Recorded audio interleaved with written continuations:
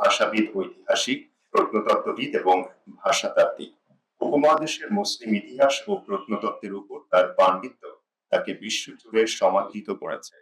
Doctor Ahmed Hasan দানি 1920 সালের 20 June ভারতের কাশ্মীরে জন্মগ্রহণ করেন। তিনি 1944 সালে বেনারস হিন্দু বিশ্ববিদ্যালয় থেকে প্রথম মুসলিম শিক্ষার্থী হিসেবে সংস্কৃতিতে স্নাতকোত্তর ডিগ্রি অর্জন করেন। পরবর্তীতে তিনি লন্ডন বিশ্ববিদ্যালয়ের ইনস্টিটিউট অফ আর্কিওলজি থেকে 1956 সালে পিএইচডি ডিগ্রি লাভ করেন। ডক্টর আহমেদ হাসান দানির কর্মজীবন ছিল অত্যন্ত বৈচিত্র্যময়। বাংলাদেশের ঢাকায় অবস্থানকালে তিনি এই অঞ্চলের প্রত্নস্থলগুলোর ঐতিহাসিক গুরুত্ব ও স্থাপত্য নিয়ে গবেষণা করেন। তার রচিত গ্রন্থসমূহে এই অঞ্চলের প্রত্নতাত্ত্বিক নিদর্শনের বিস্তৃত বর্ণনা রয়েছে। ঢাকা ও পেশোয়ার বিশ্ববিদ্যালয়ের অধ্যাপনার মাধ্যমে তিনি একদল দক্ষ প্রত্নতত্ত্ববিদ এবং ঐতিহাসিক তৈরি করেছেন, যারা বর্তমানে দক্ষিণ এশিয়ার বিভিন্ন দেশে প্রত্নতত্ত্ব ও ইতিহাস চর্চায় গুরুত্বপূর্ণ অবদান রাখেন। তিনি পূর্ব পাকিস্তান, বর্তমান বাংলাদেশ এবং পাকিস্তানে অসংখ্য প্রত্নতাত্ত্বিক খনন কাজে নেতৃত্ব দেন। অস্থানগড় ও ময়নামতি গবেষণায় তার বিশেষ ভূমিকা ছিল। ডক্টর দানি ছিলেন দক্ষিণ এশিয়ার শিলালিপি ও মুদ্রা বিশ্লেষণের একজন বিশেষজ্ঞ। তার রচিত ইন্ডিয়ান প্যালিওগ্রাফি গ্রন্থটি আজও এই বিষয়ের আকুল গ্রন্থ হিসেবে বিবেচিত। এটি প্রাচীন লিপিগুলোর বিবর্তন বোঝাতে গবেষকদের সাহায্য করে। 1950-এর দশকে ঢাকা বিশ্ববিদ্যালয়ে থাকাকালীন তিনি বাংলার মুসলিম স্থাপত্য ও শিলালিপি নিয়ে মৌলিক গবেষণা করেন, যা এই অঞ্চলের ইতিহাসকে নতুনভাবে সংজ্ঞায়িত করেছে। ইউনেস্কোর সিল্ক রোড প্রকল্পের অধীনে তিনি উত্তর পাকিস্তান থেকে মধ্য এশিয়া পর্যন্ত বিস্তৃত প্রাচীন বাণিজ্যিক পথগুলোর উপর গবেষণা করে তিনি প্রমাণ করেন যে প্রাচীনকাল থেকে দক্ষিণ এশিয়া ও মধ্য এশিয়ার মধ্যে গভীর সাংস্কৃতিক এবং বাণিজ্যিক যোগাযোগ ছিল। স্থাপত্য এবং লিপি শাস্ত্রের উপর তার কাজ আকর গ্রন্থ হিসেবে বিবেচিত। তার লিখিত মুসলিম আর্কিটেকচার ইন বেঙ্গল বাংলার ইসলামী স্থাপত্য বোঝার জন্য একটি অপরিহার্য বই। তিনি ইসলামাবাদের ট্যাকচিলা ইনস্টিটিউট অফ এশিয়ান সিভিলাইজেশন এবং পাকিস্তান হেরিটেজ ফাউন্ডেশন প্রতিষ্ঠায় গুরুত্বপূর্ণ ভূমিকা রাখেন। আহমেদ হাসান দানির এসব আবিষ্কার কেবল দক্ষিণ এশিয়ার প্রাচীন ইতিহাসকে সমৃদ্ধ করেনি, বরং বৈশ্বিক প্রত্নতত্ত্বের মানচিত্রে এই অঞ্চলকে গুরুত্বের সাথে তুলে ধরেছে। তিনি বাংলা, হিন্দি, উর্দু, সংস্কৃত, ফার্সি এবং ইংরেজি সহ ডজনখানেক ভাষায় দক্ষ ছিলেন। তার ভাষাতাত্ত্বিক পাণ্ডিত্য তাকে শিলালিপি পাঠোদ্ধার এবং বিভিন্ন সাংস্কৃতিক মধ্যকার যোগসূত্র খুঁজে পেতে এক অনন্য সুবিধা দিয়েছিল। আহমেদ হাসান দানির এই অবদানগুলো তাকে কেবল একজন আঞ্চলিক গবেষক নয়, বরং একজন আন্তর্জাতিক মানের পলিম্যাথ বা বহুমুখী প্রতিভার অধিকারী হিসেবে গবেষণায় অসামান্য অবদানের জন্য তিনি পাকিস্তান সরকারের কাছ থেকে সিতারা-ই-ইমতিয়াজ এবং হিলাল-ই-ইমতিয়াজ পদক লাভ করেন। এছাড়া ফরাসি সরকার তাকে লিজিও d'Honneur সম্মাননায় ভূষিত করে। 2009 সালের 26শে জানুয়ারি এই কিংবদন্তি গবেষক পরলোক গমন করেন। ইতিহাস ও প্রত্নতত্ত্বের বিজ্ঞান ভিত্তিক চর্চায় তার রেখে যাওয়া কর্ম আজ উপমহাদেশের ইতিহাস ও প্রত্নতত্ত্ব গবেষকদের পথ প্রদর্শক হিসেবে কাজ করছে। বিসমিল্লাহির রহমানির রহিম। উপমহাদেশের খ্যাতিমান প্রত্নতাত্ত্বিক ও ইতিহাসবিদ ডক্টর আহমেদ হাসান দানির জীবন ও কর্ম বিষয়ে আজকে তার স্মরণ সভা বা জন্মদিন বা যেটাই বলি, এক কথায় একজন গুণী মানুষকে স্মরণ করা। সেই অনুষ্ঠানে আমাদের মান্যবর প্রধান অতিথি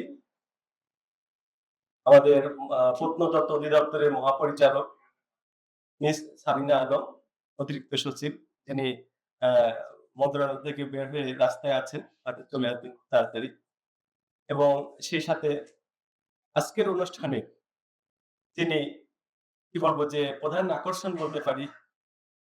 আমি আজকে যেহেতু সকালবেলা মানে 1 ঘন্টার বেশি সময় মিলে আমরা এই কলেজের এই কি বলবো যে শিক্ষার্থীদের আমরা জাদুঘর যেভাবে দেখিয়েছি বা তারা যেভাবে দেখেছে, মানে সেখানে আমি চাইবো যে মাঝে, মাঝে তোমরা রেসপন্স করবা। তাহলে মানে অনুষ্ঠানটা সুন্দর হবে।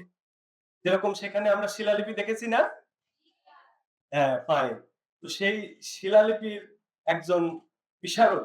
আমি কিন্তু ওই শিলালিপি পাঠ করতে পারিনি। শিলালিপি কেউ পাঠ করেছে সেইটা তোমাদেরকে গল্প শুনিয়েছি। যে এইটা ২৫০০ বছর আগের শিলালিপি, যে শিলালিপিতে লেখা আছে যে মহাস্থানে দুর্ভিক্ষ হয়েছিল। কিন্তু আমি কিন্তু পড়ে শোনাতে পারিনি। আমি ওটার অনুবাদ শুনিয়েছি। ঠিক এরকম তোমরা ওই যে আরবি ফার্সি অনেক শিলালিপি দেখেছো, দেখেছো না? তো ওই গ্যালারির যে শিলালিপিগুলো আছে এই বিষয়ে সবচেয়ে ভারতবর্ষের বিখ্যাত মানে বলা যায় শিলালিপি বিশারদ বা আরবি ফার্সির যে বিশেষজ্ঞ তার জীবনী আমরা আজকে পাঠ করছি। এই বিষয়ে উনি সবচেয়ে বিশেষজ্ঞ বলা হয়। এবং এই সেই বিশেষজ্ঞের একজন বলবো যে পরম একজন মানে ছাত্রী বা গবেষক, তিনি হচ্ছে আজকে আমাদের সামনে উপস্থিত। তোমরা একটু তালি দাও। যে ঢাকা বিশ্ববিদ্যালয়ের প্রফেসর, তিনি হচ্ছেন এই আজকে পর্দায় যাকে দেখতে পাচ্ছ, তার কিন্তু মানে সাথে কাজ করার সৌভাগ্য হয়েছে। মানে এরা বিরাট ব্যাপার। আজকে তোমরা যেরকম মানে আমার মানে আমি গাইড লেকচার হিসেবে তোমাদেরকে লেকচার দিলাম। তোমরা যদি কখনো এখানে চাকরি করতে আসো তখন কিন্তু সারাক্ষণই মনে রাখবা যে স্যার আপনার আমরা এই ১ম একটা ক্লাস পেয়েছিলাম। তো আমি মনে করি যে এই স্থানে সৌভাগ্য যে ডক্টর আয়েশা ম্যাডাম যিনি উপস্থিত আছেন, তাকে আমি মানে পরম শ্রদ্ধা জানাই যে তিনি উনার মানে কি বলবো বয়স হয়ে গেছে। তারপরে অনেক কষ্ট করে তিনি এসেছেন শুধু তার শিক্ষকের সম্পর্কে কিছু বলার জন্য। এটা কিন্তু বিরাট একটা মানে প্রাপ্তি আমি মনে করি। যে সেই শিক্ষকের সম্পর্কে বলতে আসা এটা মানে এই যুগে কিন্তু মানে খুঁজে পাওয়া যায় না। সবাই ব্যস্ত। কিন্তু ম্যাম বলছে যে আমি আমার স্যার সম্পর্কে আমি আপনাদের গল্প শোনাতে চাই। তো সেটা আমরা অবশ্যই শুনবো। তার আগে মানে কিছু ফর্মালিটি থাকে যে আমরা ফর্মালি তার জীবনটা জেনে নিব। যে তার আসলে জীবনের শুরু থেকে শেষ পর্যন্ত কিছু ধারাবাহিক কিছু বিষয় আছে। সেই বিষয়গুলো নিয়ে আমি প্রবন্ধ উপস্থাপন করছি। আ আ এটা আমি মনে করি যে এর মধ্যে কিছু সীমাবদ্ধতা থাকবে। ভবিষ্যতে যখন এটাকে আ মানে আরো জানার সুযোগ হবে তখন এটা আরো সমৃদ্ধ হবে। তো উপমহাদেশের খ্যাতিমান প্রত্নতত্ত্ব তাত্ত্বিক ও ইতিহাসবিদ ডক্টর আহমেদ হাসান দানির জীবন ও কর্ম আমরা এখন জেনে নিব। পরিচিতি ডক্টর আহমেদ হাসান দানি ছিলেন একজন বিখ্যাত প্রত্নতাত্ত্বিক, ইতিহাসবিদ এবং ভাষাবিদ। প্রত্নতাত্ত্বিক বলতে মোটামুটি আমার মনে হয় আজকে সংজ্ঞায়িত হয়ে গেছে যে যারা এই যে জাদুঘরের জিনিসপত্র, তারপরে মাটির নিচের জিনিসপত্র ইত্যাদি নিয়ে যারা কাজ করে তারা প্রত্নতাত্ত্বিক হিসেবে পরিগণিত হয়। এবং ইতিহাসবিদ কারা? ইতিহাসবিদ হচ্ছে যে এই সকল জিনিস দেখার পরে মানে যখন একজন বিশ্ববিদ্যালয়ের প্রফেসর কিংবা একজন গবেষক যখন বই লেখে তখন সে ইতিহাসবিদ হিসেবে পরিগণিত হয়। আর ভাষাবিদ কি? ভাষা হচ্ছে যে মানে যে একাধিক ভাষা জানে। যে মানে কি বলবো সে শুধু বাংলা ভাষা না, বাংলার পাশাপাশি ইংরেজি জানে, আরবি জানে, ফার্সি জানে, সংস্কৃত জানে মানে একাধিক। যেরকম দানি স্যার জানতেন প্রায় ৩৭ টি ভাষা। এটা কিন্তু বিশাল একটা ব্যাপার। যে তিনি কেন বিখ্যাত হয়েছেন পৃথিবীর? তিনি শুধু এশিয়া না, দক্ষিণ এশিয়া, এশিয়া তিনি ছিলেন হচ্ছে সবচেয়ে গুরুত্বপূর্ণ তিনি একজন ব্যক্তি। যিনি মানে ৩ টা বিষয়ে প্রত্নতত্ত্ব বিষয়, ইতিহাস বিষয় এবং ভাষা বিষয়ে অনেক জ্ঞান রাখতেন। এবং যার কারণে তাকে বাংলাদেশের এবং পাকিস্তানের শ্রেষ্ঠ প্রত্নতত্ত্ববিদ এবং ইতিহাসবিদ হিসেবে পরিগণিত করা হয়। জন্ম পরিচয়। এই মহান ব্যক্তির জন্ম হয়েছিল সেই তোমরা জানো বিখ্যাত কাশ্মীর। কাশ্মীর উপত্যকায় আমরা জানি যে এখানে মানে আবহাওয়া এত ভালো যে সবাই একবার জীবনে বেড়াতে যেতে চায় কাশ্মীর। সেই কাশ্মীরে তার জন্ম হয়েছিল এবং তার মাতা সায়রা বেগম, পিতা মোহাম্মদ হাসান দানি এবং তারা ছিল হচ্ছে যে পারিবারিকভাবে ব্যবসায়ী পরিবার। এবং আ এখানে একটা জিনিস উল্লেখ করিনি। আ মানে আমাদের এই ভারতবর্ষের মানুষগুলো কিন্তু বলেছি যে আমি ২ বার আমি কিন্তু তোমাদের এই সকালবেলা বলেছি যে, "আমার গায়ের রঙের সাথে তোমার গায়ের রং মিলছে না, তোমার সাথে আরেকজনের গায়ের রং মিলছে না।" মানে কি? আমরা মিশ্র জাতি। শুধু বাংলাদেশ না, ভারতবর্ষটাই মিশ্র। তো আমরা একটা সূত্রে জেনেছি, এটা হচ্ছে যে মানে এরকম আ কি বলবো দালিলিক সূত্র না। তোমাদের কিন্তু দলিলও শিখিয়েছি। শিখিয়েছি না? যে দলিল কি? মুখের কথা কিন্তু দলিল না। মুখের কথা কিছু সত্য থাকে, তার সাথে কিছু অবলোপন থাকে। মানে অনেক কিছু থাকে। কিন্তু যখন সেটা ডকুমেন্টেড হয় প্লাস সেটা যদি শিলালিপিতে খোদাই করা হয় সেটা ধরেই নেওয়া হয় যেটা মানে অক্ষয় দলিল। তো আমি একটা কথা বলব সেটা প্রাসঙ্গিক বা অপ্রাসঙ্গিক এটা আ মানে পরবর্তীতে তোমরা গবেষণা করে বের করতে পারো। আমি ছোটবেলায় আমি যখন বিশ্ববিদ্যালয়ে লেখাপড়া করেছি, তখনও কখনো শুনেছি যে ডক্টর দানি স্যারের পূর্বপুরুষ ছিলেন ব্রাহ্মণ। এটা হতেই পারে। আমরা কিছুদিন আগে একটা অনুষ্ঠান করলাম। তোমরা নাম শুনেছ বিখ্যাত ইশাখা। ইশাখার পূর্বপুরুষও কিন্তু মানে পূর্বপুরুষ তো মানে ২ ধরনের থাকে। তার মানে পিতৃকুল ছিলেন মানে আ বলা হয় যে সুলাইমান মানে উনার নাম ছিল কালিদাস। পরবর্তী সময়ে মানে সুলাইমান গজদানির বংশধর হিসেবে তারা মানে পূর্বপুরুষ ছিল। পরবর্তী সময়ে তারা ইয়ে হয়। কিন্তু মাতৃকুল আবার ছিল সুলতান। তো ঠিক এরকম মানে তার একটা কুল ছিল বলা হয় যে মানে কাশ্মীরি ব্রাহ্মণ। আমরা যখন বিশ্ববিদ্যালয়ে পড়াশোনা করেছি, ক্ষেত্র বিশেষে বলা হয়েছে যে তিনি এ আব কাশ্মীরি ব্রাহ্মণ পরিবারের হয়তো ছিলেন। এটা হয়তো। তো এটা জানার জন্য বলছি, মানে পরবর্তীতে তোমাদের একটা কিউরিওসিটি তৈরি হবে। তো এরকম একটা পরিবারের মানে বলা হচ্ছে যে একটি ব্যবসায়িক পরিবারে তিনি জন্মগ্রহণ করেন এবং পরবর্তীতে তিনি অনেক ভালো কাজ করেন। আ পারিবারিক জীবন, একটা দানির পারিবারিক জীবন ছিল অত্যন্ত গোছালো এবং খুবই মানে শিক্ষাবান্ধব পরিবার। যে পরিবারের অ্যা মানে আপনি শুনলে হয়তো আগামী ১৭ তারিখে আমাদের আরেকটা মানে এরকম অনুষ্ঠান আছে। সেখানে আমরা যাকে স্মরণ করতে যাচ্ছি professor Yakub Ali. Emeritus professor. যদিও মানে কিছুটা প্রাসঙ্গিক যে এমিরিটাস মানে হচ্ছে কি সে আজীবন প্রফেসর। সে মৃত্যুর আগ পর্যন্ত সে প্রফেসর হিসেবে পরিগণিত হবে, সকল সুযোগ সুবিধা পাবে। সেরকম ইয়াকুব আলী স্যারের জীবনী আমরা পাঠ করব।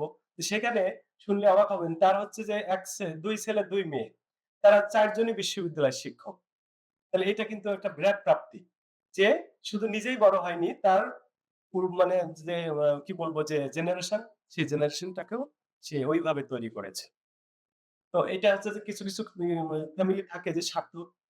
তো এটার স্ত্রী সাফিয়া সুলতানা তাকে এমনভাবে সহযোগিতা করতেন যে মানে স্বাভাবিকভাবেই একজন শুধু মানে কিন্তু চেষ্টা করে বিখ্যাত হতে পারে না। তার পিছনে অনেক মানুষের সহযোগিতা লাগে। যেরকম আজকের এই অনুষ্ঠানে যদি কিছু মানে ভালো হয়, সেক্ষেত্রে আমার মানে কি বলবো যে সহধর্মিণীর একটা অবদান আছে।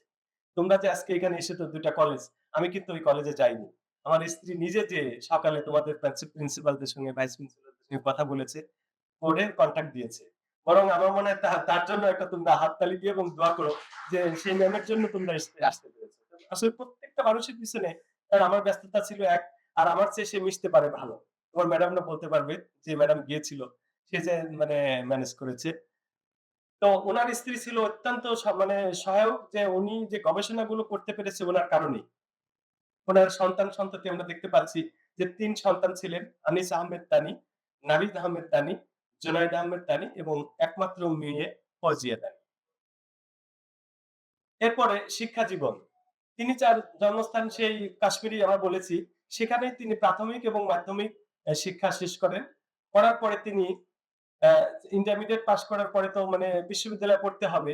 পড়ার জন্য তিনি বেনারস ইউনিভার্সিটিতে ভর্তি হতে যান।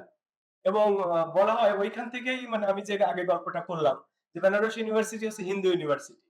তো সেই ইউনিভার্সিটিতে এত রেস্ট্রিকশন যে হিন্দু ছাড়া অন্য কেউ পড়তে পারবে না। তো তখন মানে হয়তো এরকম শুনি যে তার পূর্বপুরুষ যেহেতু মানে ব্রাহ্মণ ছিলেন সেজন্য সে সহজেই হয়তো ভর্তি হতে পেরেছিলেন। তো যাই হোক তারপরেও মানে এটা রেকর্ডেড করা হয় যে সেই হচ্ছে ১ম মুসলিম যে এই বেনারস ইউনিভার্সিটিতে মানে ভর্তি হয়েছিলেন ১৯৪৪ সালে এবং তিনি সংস্কৃত থেকে এমএ ডিগ্রি অর্জন করেছেন এবং এমনভাবে ডিগ্রি অর্জন করেছেন শুধু মুসলমান হিসেবে না তিনি স্নাতকোত্তর এবং স্নাতক ডিগ্রিতে এত ভালো রেজাল্ট করেন যে তিনি গোল্ড মেডেল পান। এটা কিন্তু একটা বিরাট ব্যাপার। যে একটা মানে অন্য ধারার একটা ইউনিভার্সিটিতে ভর্তি হয়ে তিনি একটা গোল্ড মেডেল পান। এটা এবং সর্বোচ্চ পরীক্ষায় মানে মেধা মানে দেখান এবং সর্বোচ্চ নম্বর পেয়ে তিনি স্বর্ণপদক পেয়েছিলেন। এরপরে তিনি সোয়াস যে ইউনিভার্সিটি অফ লন্ডন সেখান থেকে ১৯৫৬ সালে পিএইচডি ডিগ্রি অর্জন করেন। তাহলে আমরা দেখছি যে ৪৪ সালে উনি এমএ পাস করছেন। তারপরে উনি মাঝখানে চাকরি করেছেন সেটা আমরা পরবর্তীতে দেখব। 1945 সালে তার ১ম চাকরি, এই ১ম চাকরিটা হচ্ছে এই ঠিক আর্কিওলজি। আর্কিওলজি মানে বুঝতে পারছো যে তিনি এএসআই, তোমরা পরবর্তী সময়ে প্রশ্ন করলে উত্তর পেতে পারো। একটা এএসআই সংস্থা, আর্কিওলজিক্যাল সার্ভে অফ ইন্ডিয়া, সেটার ওই সময়কার প্রধান ছিলেন মর্টিমার হুইলার।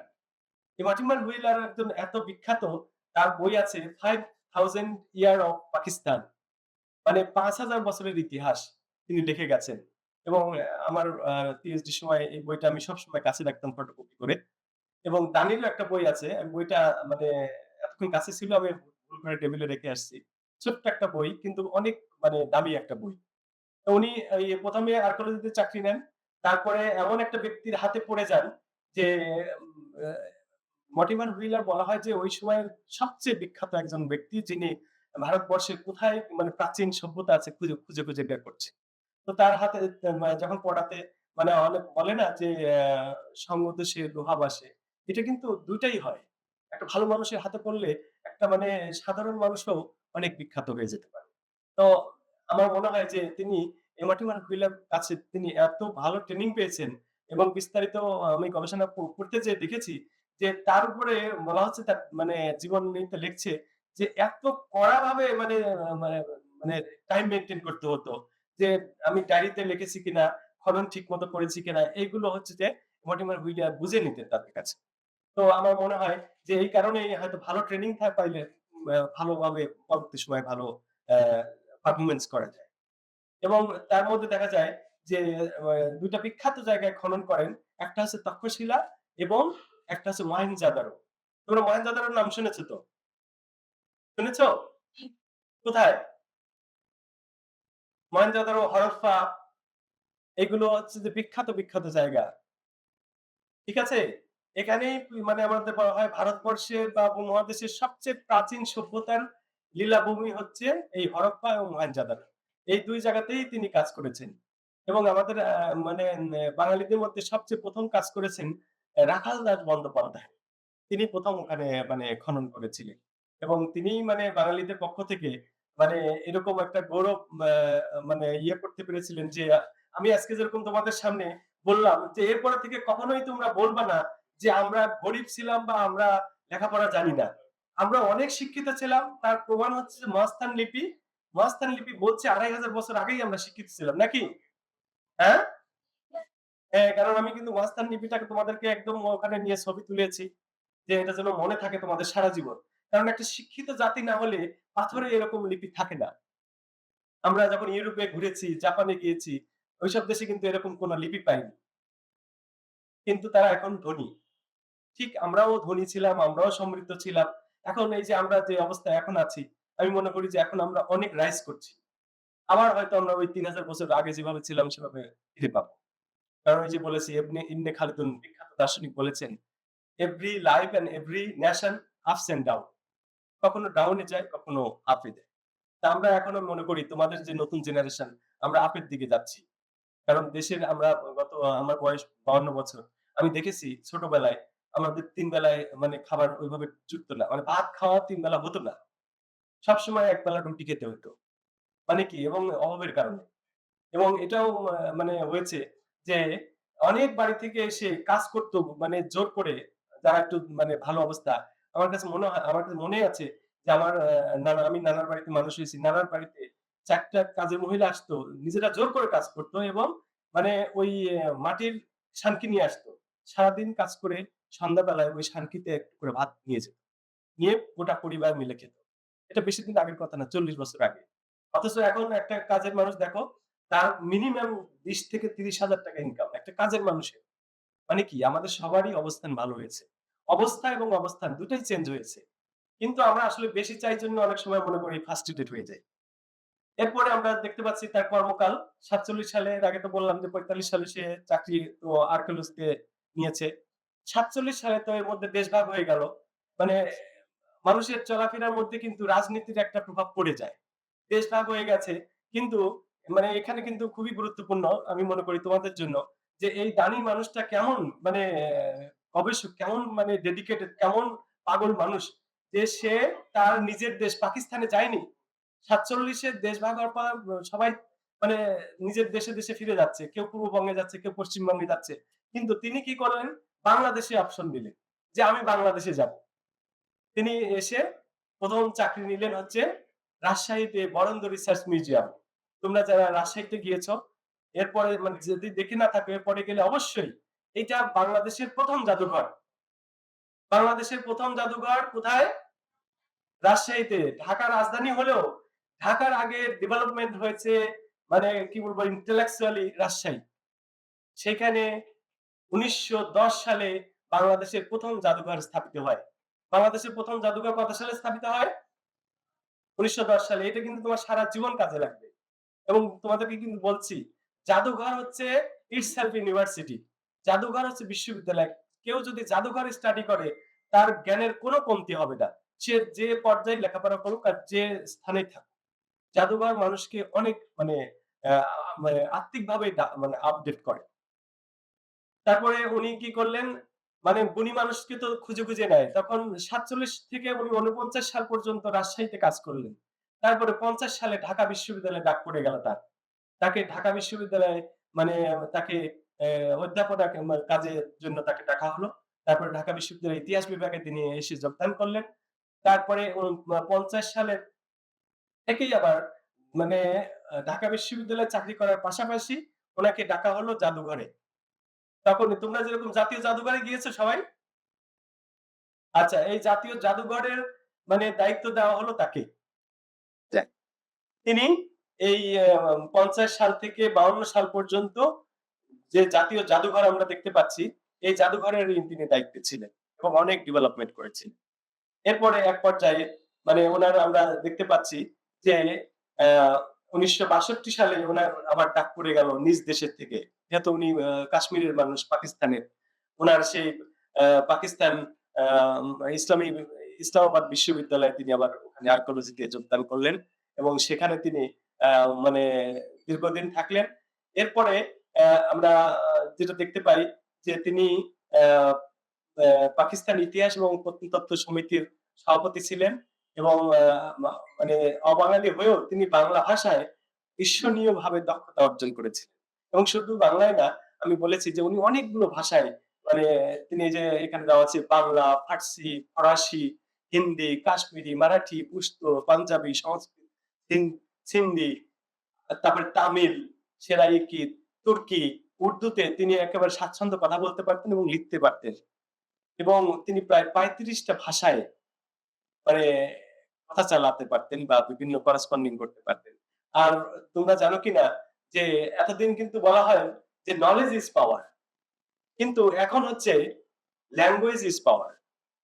যার যত মাথায় ল্যাঙ্গুয়েজ আছে তার শক্তি তত বেশি। তোমরা এখানে মানে অনেকেই আছো আর্কিটেক্টে পড়ো, অনেকেই আছো মানে বাংলায় পড়ো বা গুগলে পড়ো, যে সাবজেক্টেই পড়ো। এটা কোনো ম্যাটার্স না।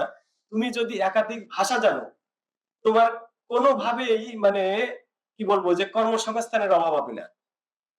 আমার মেয়েকে আমি সবসময় বলি যে, "মা তুমি জাপানিজ, চাইনিজ এই ভাষাগুলো যেকোনো একটা ভাষা রপ্ত করে ফেলো।" সে সংগীতে অনার্স পড়ে। কিন্তু আমি বলি তার পাশাপাশি যেকোনো ভাষায়। কেন বলি? যে ওই ভাষা হচ্ছে শক্তি। আমরা যখন জাপানে গেছি, তখন আমার জন্য একটা মানুষকে বাঙালিকে তাদের ভাড়া করতে হয়েছে। সারা মাস তাকে একটা সেলারি দিতে হয়েছে। কেন? আমার ভাষাটা ট্রান্সলেট করে আবার জাপানিকে বলেছে। ঠিক যখন ইউরোপে গেছি সেখানেও তাই। এই যে দোভাষীর কাজগুলো এবং সারা বিশ্বে আমি মনে করি যে এখন সবচেয়ে বড় চাকরির ক্ষেত্র হচ্ছে ভাষা। তোমরা অবশ্যই ভাষা শিখবে। ঢাকা বিশ্ববিদ্যালয়ে ২ জন বিখ্যাত ব্যক্তি ভাষাবিদ হিসেবে, তোমরা একজন ভাষাবিদ হিসেবে জানো, তার নাম বলো। বাংলাদেশে বহু ভাষাবিদ। বলতে হবে তাড়াতাড়ি। একটু দাঁড়ায় বলো। ওর জন্য একটা তালি। এই ডক্টর মোহাম্মদ শহীদুল্লাহ পরে আজকে তুমি জেনে গেলা যে আরেকজন বহু ভাষাবিদ ছিল, তার নাম ডক্টর আহমেদ হাসান দানি বা ডক্টর দানি। ঠিক আছে? যে তিনিও বহু ভাষায় পারদর্শী ছিলেন। এরপরে আমরা দেখি বাংলাদেশে তার কি, কি অবদান। কারণ আমরা কিন্তু এতক্ষণ জেনে আসছি তিনি কিন্তু একজন পাকিস্তানের বাসিন্দা, কাশ্মীরের। কিন্তু উনি বাঙালিতে মানে বাংলাদেশে কি, কি অবদান রেখে গেলেন। 47 আমরা বলেছি যে দেশভাগ হওয়ার পরে তিনি বাংলাদেশে মানে অপশন দিয়ে আসলেন। এটা কিন্তু একটা বিরাট অবদান তার। এবং ৪৯ থেকে ৬২ সাল পর্যন্ত ঢাকা ইউনিভার্সিটিতে তিনি ইতিহাস ডিপার্টমেন্ট পড়াশোনা করালেন। তারপরে ওই যে বরেন্দ্র রিসার্চ মিউজিয়াম রাজশাহীতে তিনি ৪৭ থেকে ৪৯ সাল পর্যন্ত গুরুত্বপূর্ণ ভূমিকা রাখলেন। এবং ৫০ থেকে ৬২ সাল পর্যন্ত তিনি জাতীয় জাদুঘরে তিনি অনেক কাজ করে গেলেন। এবং তার আরো একটা সবচেয়ে বড় একটা কাজ, তোমরা যদি কখনো গবেষক হও, বাংলাদেশের সবচেয়ে সেরা গবেষণা প্রতিষ্ঠান হচ্ছে বাংলাদেশ এশিয়াটিক সোসাইটি। তোমরা এটা পারলে লিখে রাখো। এই এশিয়াটিক সোসাইটির যদি কখনো মেম্বার হতে পারো, তাহলেই বুঝবা যে অন্তত তোমরা মানে গবেষণার বা লেখাপড়ার কোন একটা জায়গাতে পৌঁছতে পারছো। এই এশিয়াটিক সোসাইটি প্রতিষ্ঠা করে গেছেন এই আহমেদ হাসান দানি। তো চিন্তা করতে পারো যে একজন বিদেশী কিন্তু ভালো কাজ যে করে তাকে কিন্তু সবাই মনে রাখে। ঠিক এরকম একজন মানে পাকিস্তানি ব্যক্তি বাংলাদেশে একটা ভালো কাজ করে গেছেন। তোমরা কুমিল্লা কেউ আছো? বার্ডে বার্ডে গেছো? বার্ডে দেখবে একটা বড় ছবি আছে। ছবির ওখানে ডিটেইলস লেখা আছে। তিনিও একজন বিখ্যাত ব্যক্তি। বার্ডের প্রতিষ্ঠাতা কে? বলতে পারো? কি বড়রা তো বলতে পারবে মনে হয়। বার্ডের প্রতিষ্ঠাতা?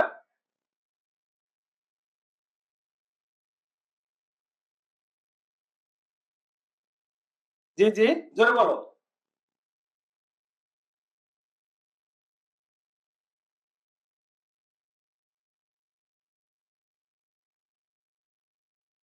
বার্ডের প্রতিষ্ঠাতা হচ্ছে আব্দুল হামিদ ও আক্তার হামিদ। আক্তার হামিদ তিনি কিন্তু পাকিস্তানের মানুষ। কিন্তু তিনি এই দেশে বার্ড প্রতিষ্ঠা করে গবেষণার একটা বিরাট ক্ষেত্র তৈরি করে গেছে। এই যে বাংলাদেশের যত বড় বড় যে মানে ইয়ে হয় না, বিভিন্ন যে গবেষণাগুলো হয়, অধিকাংশই বার্ড থেকে হয়। আক্তার আহমেদ খান। ঠিক আছে? এগুলো মনে রাখতে হবে। তো না হলে তো তুমি নিজেকে মানে কি বলবো যে ওই ওই ওই জায়গায় পৌঁছাতে পারবে না। তোমাকে নলেজ মানে গ্যাদার করতে হবে। তো এশিয়াটিক সোসাইটি প্রতিষ্ঠা করলো। তোমরা এরপরে এশিয়াটিক সোসাইটিতে একদিন যাবা। সেখানে একটা মিউজিয়াম আছে। এশিয়াটিক সোসাইটিতে কিন্তু একটা জাদুঘর আছে। এখানে গেলে জাদুঘরটা দেখতে পাবা। এরপর গবেষণা জীবন। তার পুরা জীবনটাই তো গবেষণা। তারপরেও বলা হয় হাসান দানির গবেষণা জীবনকে এক কথায় কিংবদন্তি তুল্য বলা হয়।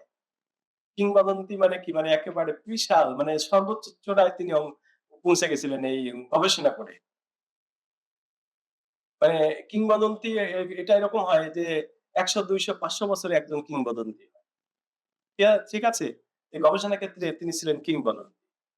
তারপরে হচ্ছে যে তিনি ওই যে এখানে আমি বলেছি যে এর আগে শিলালিপি। এই শিলালিপির আবার ইংরেজি একটা শব্দ আছে ইপিগ্রাফি। এপিগ্রাফি। এখানে কিন্তু কি লেখা আছে একটু উচ্চারণ করতে হবে। এপিগ্রাফিস্ট। যিনি যে মানে পদবীর শেষে তাকে মানে এটা ব্যক্তি এপিগ্রাফিস্ট। মানে তার এটা হচ্ছে বিশেষণ। যে তিনি শিলালিপির বিশারদ। ঠিক আছে? বিশারদ মানে হচ্ছে বিশেষজ্ঞ। তিনি এই বিষয়ে অত্যন্ত পারদর্শী ছিলেন। তিনি এবং এই যে তিনি দেখেন বাংলাদেশের এবং পাকিস্তানের ইতিহাস মাটির নিচ থেকে খুঁড়ে বের করা এবং সেটাকে এনালাইসিস করা, এটা কিন্তু খুবই কঠিন কাজ। তারপরে প্রত্নতাত্ত্বিক তিনি আবিষ্কার করেছেন যেটা বলেছি সিন্ধুতে সেই হরপ্পা মহেঞ্জোদারো, তারপরে গান্ধারা। গান্ধারা সভ্যতা এটা অত্যন্ত প্রাচীন সভ্যতা। সেই সভ্যতাতে তিনি কাজ করেছেন এবং সেই আবিষ্কারে তার অনেক ভূমিকা আছে। মধ্য এশিয়া, বৌদ্ধ সংস্কৃতি এবং সিল্ক রোড নিয়ে গুরুত্বপূর্ণ তার অবদান রয়েছে। আরো গবেষণা কর্ম তিনি সিন্ধু সভ্যতার গবেষণায় কাজ করেছেন। তারপরে তিনি লন্ডন স্কুলে কাজ করেছেন, অস্ট্রেলিয়াতে কাজ করেছেন। তারপরে তার বহু সংখ্যক গ্রন্থ রয়েছে। আমরা দেখি ঢাকার কালের সাক্ষী মানে এটা একটা তার মানে খুব বিখ্যাত গ্রন্থ। যদিও ইংরেজিতে লিখেছেন, পরবর্তীতে আবু জাফর নামে একজন এটাকে অনুদিত করেছে। এবং এটাই হচ্ছে তার ঢাকাতে ১ম বই। Dhaka a record of its changing fortune, এই নামে বইটা আমি ছাত্র জীবনেই সংগ্রহ করেছি। আমার সেই বইটা আছে। ওনার প্রায় বইগুলোই আমার ছাত্র জীবনে সংগ্রহ করা। ছাত্র জীবনে সংগ্রহ করা মানে কি আজ থেকে মিনিমাম প্রায় ২৭-২৮ বছর আগে, তারও বেশি, সরি ৩০ বছর আগে। এই বইগুলো সংগ্রহ করার মানে চাট্টিখানি কথা না। মানে কি? আমার মধ্যেও হয়তো একটা তাড়না ছিল যে এরকম বিখ্যাত ব্যক্তি দেখলেই তার বই সংগ্রহ করি। যেরকম আজকে যিনি স্টেজে বসে আছেন, ইনার বই আমি ছাত্র জীবনেই সংগ্রহ করেছি। এবং এনারও অসংখ্য বই। তার মধ্যে ৭-৮ টা বই আছে যে বইগুলো এই মানে আর্কিওলজির কাজ করতে গেলে তার বইয়ের কোনো বিকল্প নাই। আমাদের এই ডক্টর আয়েশা ম্যাডামের বই। তাহলে কি মানে এমন না যে এই বইগুলো কিন্তু এমনি পেয়েছি। এই বইগুলো বিভিন্ন জায়গা থেকে কিনে সংগ্রহ করতে হয়েছে। এবং ওই দানি স্যারের বই সে কোথায়, মানে একটা বই যে আমি বিহারে যাই সংগ্রহ করেছি। মানে আমার উল্লেখযোগ্য আরো বই যেটা রয়েছে, হিস্ট্রিক সিটি অফ তাকসিলা, তারপরে মুসলিম আর্কিটেকচার ইন বেঙ্গল। আজকে এখানে তোমরা যারা আর্কিটেকচারের ছাত্র আসছো এবং এখানে যারা মানে সেভ দ্য হেরিটেজের যারা কি ভাই বাবারা আসছেন, তারা জানেন যে তার এই বইটা অসাধারণ। এবং বলা যায় যে বাংলার যে মুসলিম ইতিহাস চর্চায় বা স্থাপত্য চর্চায় এটা বাইবেল। যেই মানে মুসলিম স্থাপত্য নিয়ে কাজ করতে যাবে, এই বই ছাড়া তার চলবেই না। আমি মনে করি যে এই বইটা যারা তোমরা এখানে আর্কিটেকচার পড়ো, তারা অবশ্যই এই বইটা সংগ্রহ করবা। আমাদের এখানে আছে লাইব্রেরিতে। এটার ফটোকপি অন্তত তোমরা সংগ্রহ করবা। কি স বুঝতে পারছো? যারা পলিটেকনিকে যারা তোমরা আর্কিটেক্ট পড়ো, তারা এটা অবশ্যই সংগ্রহ করবা। আমাদের এখান থেকে নিয়ে ফটোকপি করতে পারবা। তারপরে এই যে, ঢাকা যে ১ম বইটার কথা বললাম, a record of changing the fortune. তারপরে সবচেয়ে আমার কাছে গুরুত্বপূর্ণ বই bibliography of Muslim inscription of Bengal. ওই যে সেই আরবি ফার্সি লেখা। এই বইটা ১৯৫৭ সালে তিনি বের করেন। এই বইটাও আমি ছাত্র জীবনে সংগ্রহ করেছি। তো এখানে বিভিন্ন বইয়ের সম্পর্কে লেখা আছে যে এই যে ঢাকা সম্পর্কে তিনি লিখেছেন যে এই শহরের ইতিহাস ঐতিহ্য এবং মানে ঢাকার রাজনীতি, অর্থনীতি, সাংস্কৃতিক পরিবর্তনের ধারা তিনি সবকিছু তুলে ধরেছেন তার এই বইতে। মানে এত সমৃদ্ধ বই যে মনে হয় যে উনি ঢাকায় মনে হয় শত বছর থেকে এই বই লিখেছেন। একটা মানুষের কত মেধা থাকলে যে তিনি অনেক দূরে চলে যেতে পারেন। এরপরে bibliography of Muslim inscription of Bengal, যে বইটা আমি বললাম যে আমার ১ম সংগ্রহ। এই বইটাতে এই যে দেখো তোমরা মাঝখানে শিলালিপি আছে আরবি ফার্সি। এই বইটা ওনার বাংলাদেশে বলা হয় এটা ১ম শিলালিপি বই। কিছুদিন আগে আমাদের এখানে একজনকে স্মরণ করলাম, ডক্টর ইউসুফ সিদ্দিকী। তারও একটা স্মরণ সভা হলো। তিনি একটা বই লিখেছেন প্রায় ১,০০০ পৃষ্ঠা। কিন্তু এই বইটা মানে এনার এই ছোট্ট বইটাই ওই ১,০০০ পৃষ্ঠা বইকে মানে কি বলবো যে উৎসাহিত করেছে।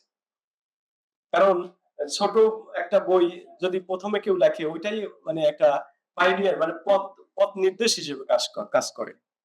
তারপরে মুসলিম আর্কিটেকচার ইন বেঙ্গল, যে বইটার কথা আমি এর আগেও বললাম। তারপরে বলছি যে লেখক এই বইতে স্থাপত্যের নকশা, নির্মাণ শৈলী, অলংকরণ এবং ব্যবহার উপকরণ বৈশিষ্ট্য বিশ্লেষণ করেছেন।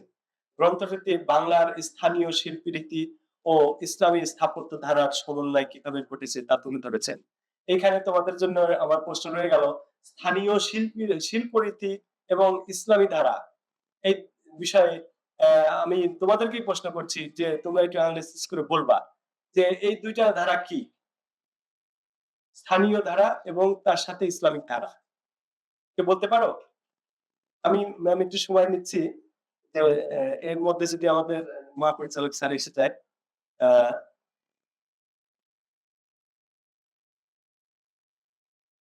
স্থানীয় ধারা মানে কি? আমাদের যেরকম আমরা মানে ২,৫০০-৩,০০০ বছর আগের যে শিলালিপি দেখিয়েছি সেটার ভাষা কি ছিল? ব্রাহ্মী। তারপরে সুলতানি যুগে এসে হয়ে গেল আরবি ফার্সি। তারপরে ব্রিটিশ যুগে এসে হয়ে গেল ইংরেজি। খেয়াল করো। এখন আবার বাংলা, ইংরেজি, উর্দু মানে সবই চলছে। এখন হচ্ছে যেটাকে বলা হয় কিছুটা মিক্সড। ঠিক আছে? তো এইটার একটা ধারাবাহিকতা কিন্তু। ওই ধরো সেই ২,৫০০ বছর আগে সেই মানে ব্রাহ্মী লিপি দিয়ে শুরু হয়েছে। এখন আস্তে বাংলা আসতে তারপরে বিভিন্ন ভাষা অন্য ভাষায় আসছে। মানে একেকটা আ সময় একেকটা ভাষা চালু হয়ে যায়। তো সেটাই আমি বলছি যে স্থানীয় রীতিটা হচ্ছে কি যে একটা বিল্ডিং এ তুমি দেখবা যে কিছু রীতি আছে দোচালা ঘর। যেরকম কিশোরগঞ্জে যদি কখনো যাওয়া হয়, কিশোরগঞ্জ এলাকায় একটা মসজিদ আছে, আমার ম্যাডাম সেই মসজিদের মানে ছবি দিয়ে তার বই করেছেন। কিশোরগঞ্জের প্রত্নসম্পদ যে বইটা, সে বইয়ের একটা কাহারি হচ্ছে একটা মসজিদের মানে ছবি। সেখানে মসজিদে তো গম্বুজ থাকে, ঠিক আছে? কিন্তু গম্বুজের সামনে একটা দোতলা ঘর। এই দোতলাটা কি আমাদের স্থানীয় না? কি বুঝতে পারছো? তাহলে দেখো যে দোতলা ঘরও আছে, তার সাথে সাথে আবার গম্বুজ তো এটা সেই বলা হচ্ছে যে মানে কোথা থেকে আসছে? ইরান থেকে। আমাদের দেশে সভ্যতার মুসলিম সভ্যতা কোন মানে কার সাথে মিশেছে বলো?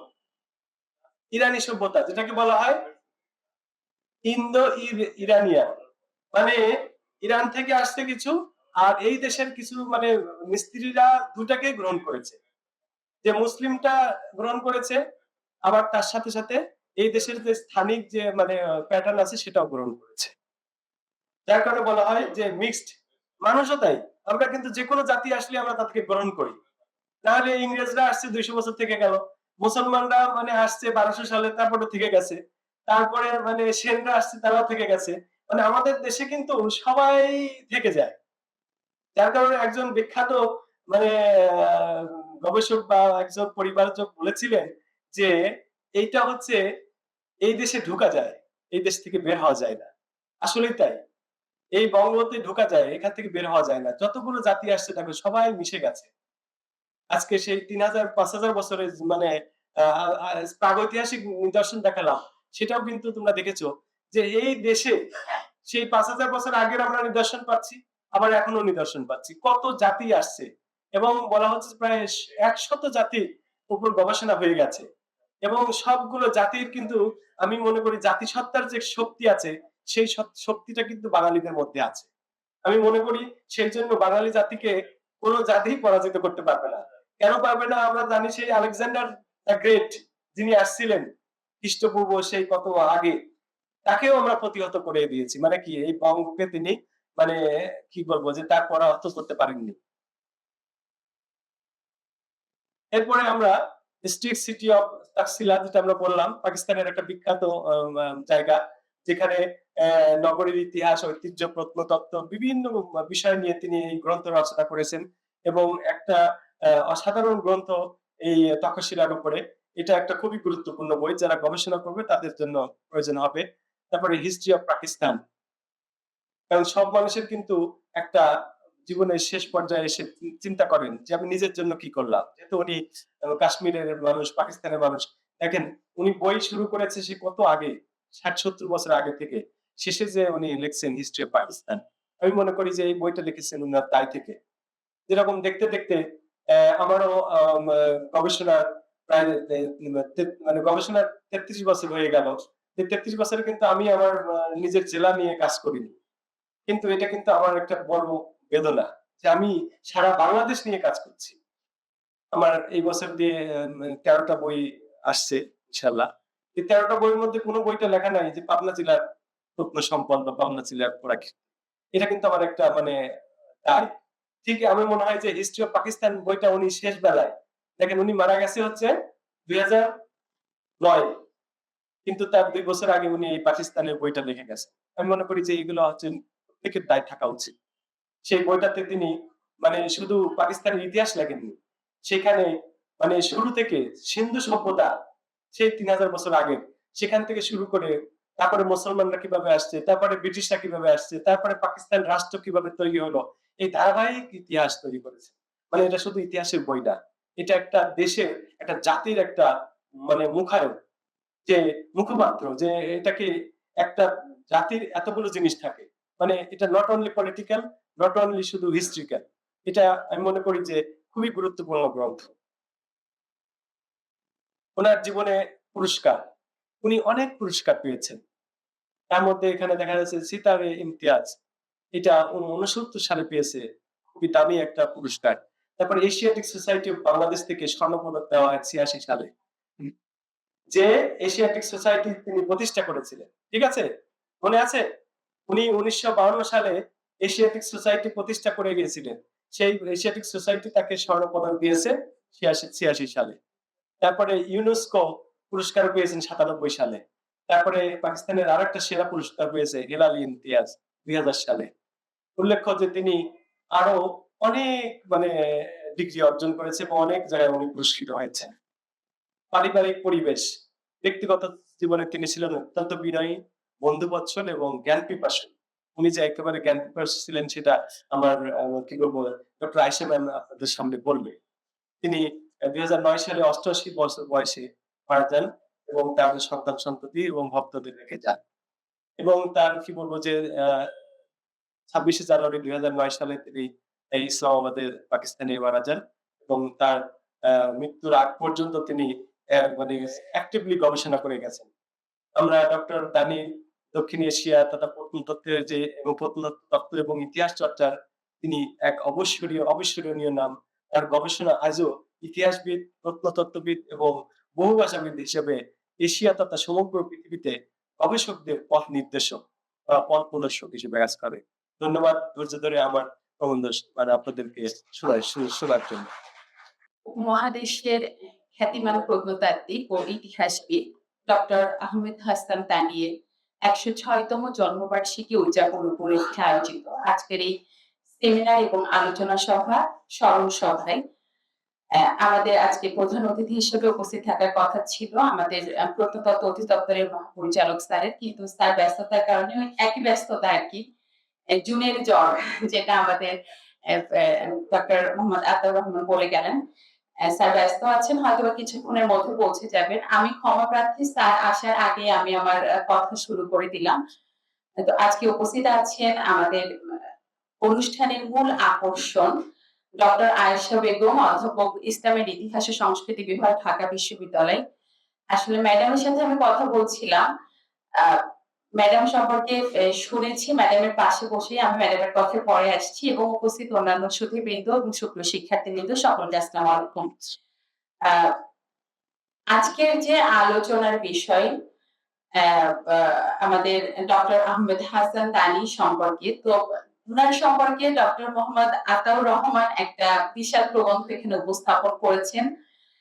এই প্রবন্ধে 1 ঘন্টার উপরে সময় হয়ে গেছে প্রবন্ধ উপস্থাপন করা হয়েছে। উনি ওনার জীবনী থেকে শুরু করে প্রত্যেকটা বিষয় টাচ করেছেন, সাথে কিন্তু প্রশ্ন উত্তর পর্ব হয়ে গেছে।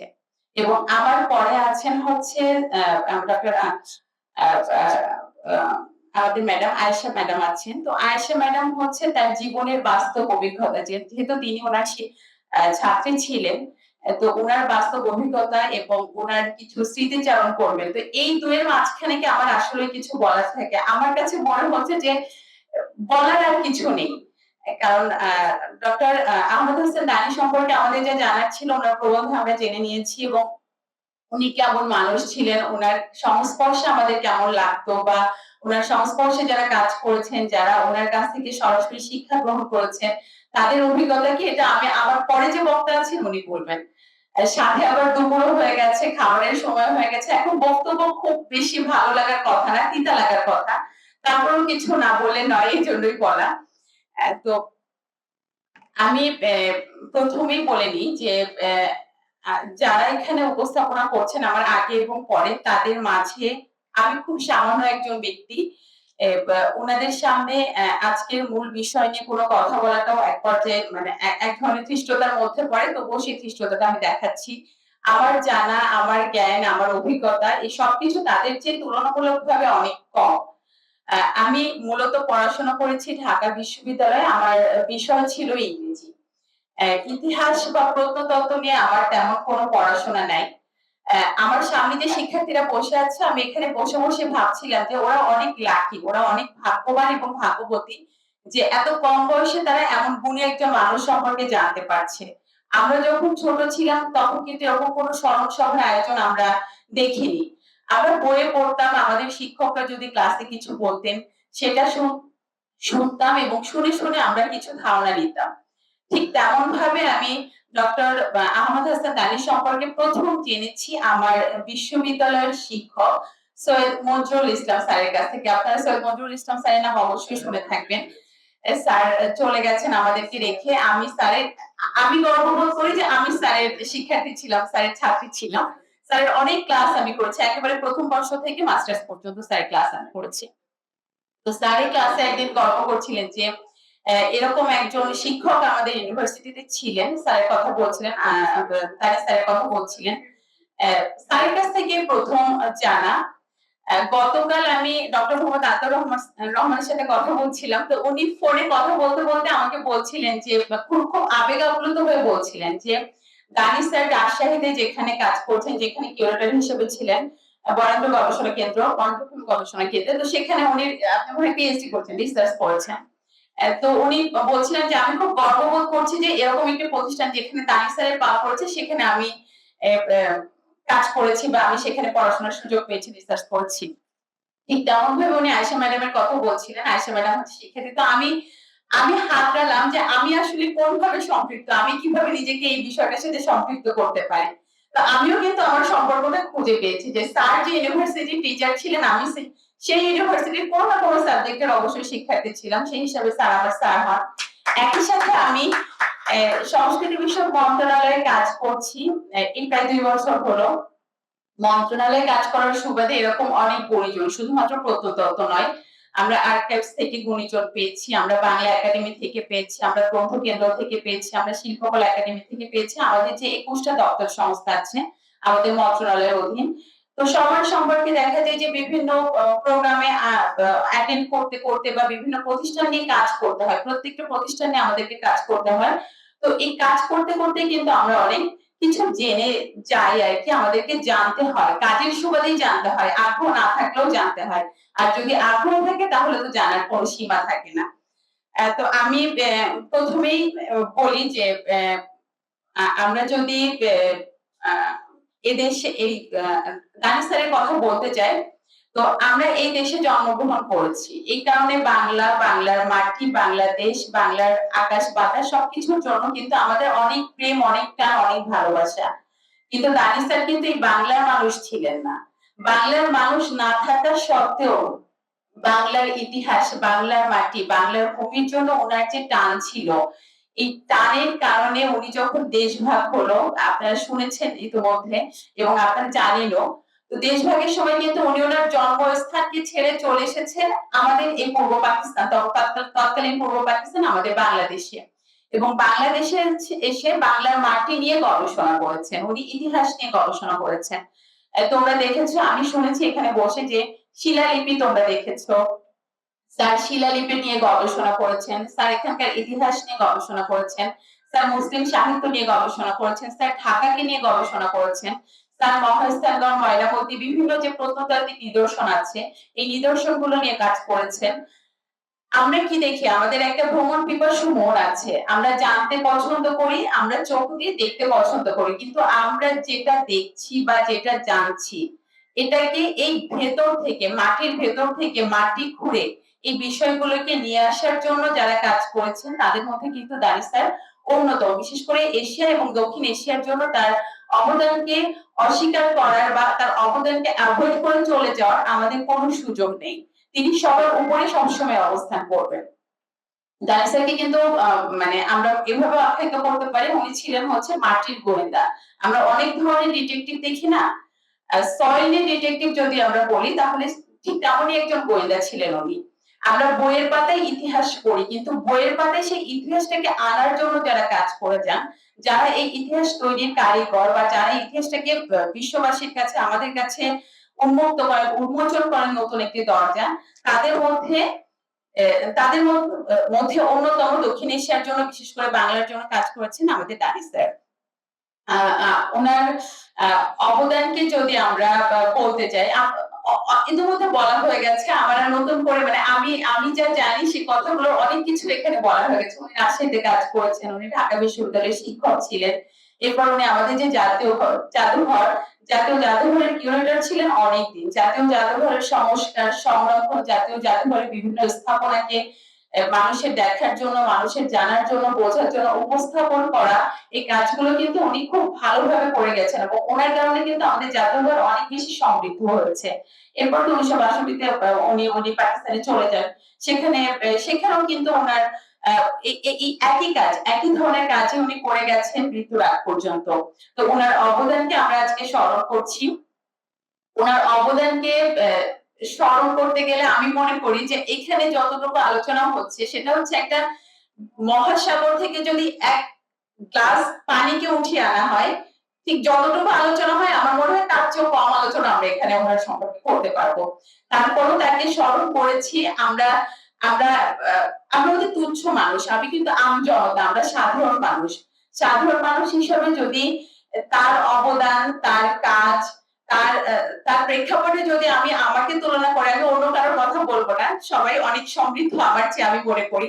আমি যদি আমাকে তুলনা করি তাহলে বলবো যে তা উনার জ্ঞান পরিমাণ আহ, ধারে কাছে কেন, আমার মনে হয় কয়েক মাইলের মধ্যে যাওয়ার যোগ্যতাও আমি এখনো অর্জন করিনি, ভবিষ্যতে করতে পারবো এই ধারণাও আমার নেই। আহ, তারপরও তাকে যে আমরা স্মরণ করতে পারছি, তার কর্ম সম্পর্কে আমরা জানতে পারছি, এবং আমাদের নতুন প্রজন্ম যারা আগামীর ভবিষ্যৎ আমাদের যে শিক্ষার্থী আছে তাদেরকে আমরা কিছু বলতে পারছি, কিছু জানাতে পারছি, এবং তারা এই বিষয়গুলো নিয়ে যে উদ্বুদ্ধ হচ্ছে, প্রত্নতত্ত্ব সম্পর্কে জানছে, আমাদের ইতিহাসের পেছনে কারা কারিগর ছিলেন তাদের সম্পর্কে জানছে। এটার জন্যই আমরা গর্বিত যে আমরা এই ধরনের একটি স্মরণ সভার আয়োজন করতে পেরেছি। বিশেষ করে প্রত্নতত্ত্ব অধিদপ্তর প্রায় এ ধরনের মনীষীর বা এ ধরনের জ্ঞানীগুণী মানুষের স্মরণ সভার আয়োজন করে থাকে। তো প্রত্নতত্ত্ব অধিদপ্তরকে আমি আমার পক্ষ থেকে সংস্কৃতি বিষয়ক। আসসালামু আলাইকুম। এই সুন্দর দিনে, এই স্নিগ্ধ আবহাওয়ায় আপনাদের সবাইকে দেখে আমি আপ্লুত। মহাপরিচালক আসতে পারলেন না, আশা করি এসে যাবেন। সবাইকে আমার অগোছালো 2-4টা কথা বলার জন্য সম্ভাষণ জানাচ্ছি। আমার এটা কোনো বক্তৃতা হবে না, আমি বক্তৃতার জন্য তৈরিও ছিলাম না, আর ইদানিং শুধু অসুস্থ থাকি, সেই জন্য চটপট একটা বলে দেব কিছু, সেটাও ইচ্ছা হয় না। তবে আজকে আমার বলতেই হবে, ডক্টর আতাউর রহমান ও আমার খুব স্নেহের, আমার সন্তান তুল্য। ও আমাকে এত ভালোবাসে, সেই কথা এখানে উল্লেখ করে আর আমি বড় হতে কিংবা ওকে ছোট করতে চাই না। ও যে যা আছে তা আমার কাছেই আছে। আর প্রাণের গভীর থেকে সবসময় দোয়া করি যেন ও প্রতিকূল অবস্থা থেকে রক্ষা পেয়ে ও মনের মতো ঠিক বড় জায়গায় গিয়ে পৌঁছাতে পারে ওর অধ্যবসায়ের গুণে।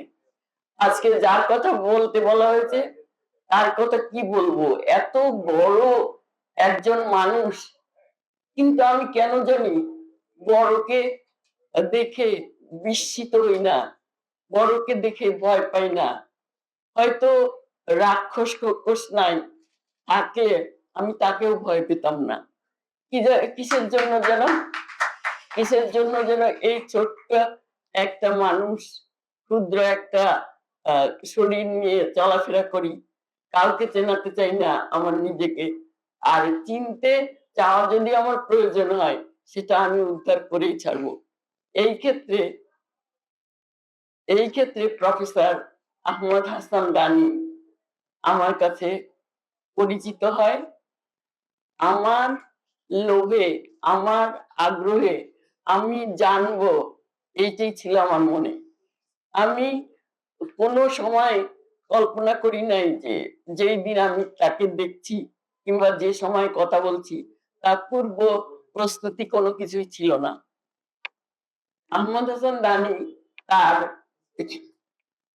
তার অরিজিন, তার অ্যানসেস্টর সম্বন্ধে প্রথমেই নিজে থেকে তার বইতে তার উক্তির মধ্য দিয়ে বলেছেন, সেটা আমি উল্লেখ করি।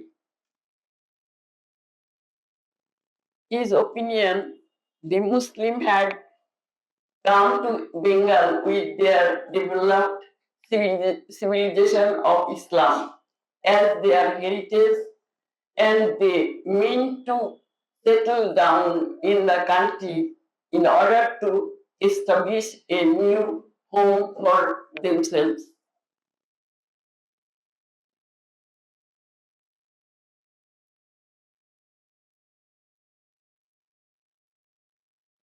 Assalamu alaikum.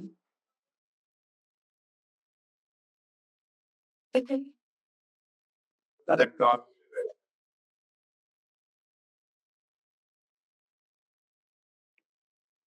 প্রধানমন্ত্রীকে সালাম, আসসালামু আলাইকুম।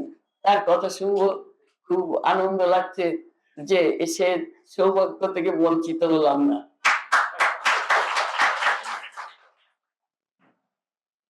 আহমদ হাসান গানি বিশেষ বিশেষ অকেশনে অনেক পরে পরে উনি এসেছেন। আমার জীবন তো অনেক লম্বা, ৮০ বছর। তাই ৮০ বছরে ওই লম্বা সময় পার হয়ে হয়েও কয়েকবার আহমদ হাসান দানিকে দেখেছি, কথা বলেছি, তার কাছে থেকে উপকৃত হয়েছি। দানি স্যার তিনি একজন মানুষ, এত বড় মাপের মানুষ যে আমরা সেখানে তুচ্ছাতি তুচ্ছ। সেই জন্য আমার ভয় নেই, সেই জন্য আমি সবার কাছে যেতে পারি, বলেছি না। দেখি কি বিরাট একটা সুন্দর মানুষ, কি লম্বা, ৬ ফিটের বেশি, গায়ের রং ওরে বাপরে বাপ, ওরকম গায়ের রং আমি আর কোনোদিন দেখিনি, আগেও দেখিনি, পরেও কোনোদিন আর দেখার সম্ভাবনা রইল না। আমি ভাবলাম যে জিনিস আমি জানতে চাই, পুরাকীর্তি, প্রত্নতত্ত্ব, প্রত্নতত্ত্বের বিভিন্ন শাখা সবগুলি একজনের মধ্যে এরকম কনসেন্ট্রেটেড, এর কাছে থেকে আমি কিচ্ছু নিতে পারবো না, আমি নেওয়ার চেষ্টা করব।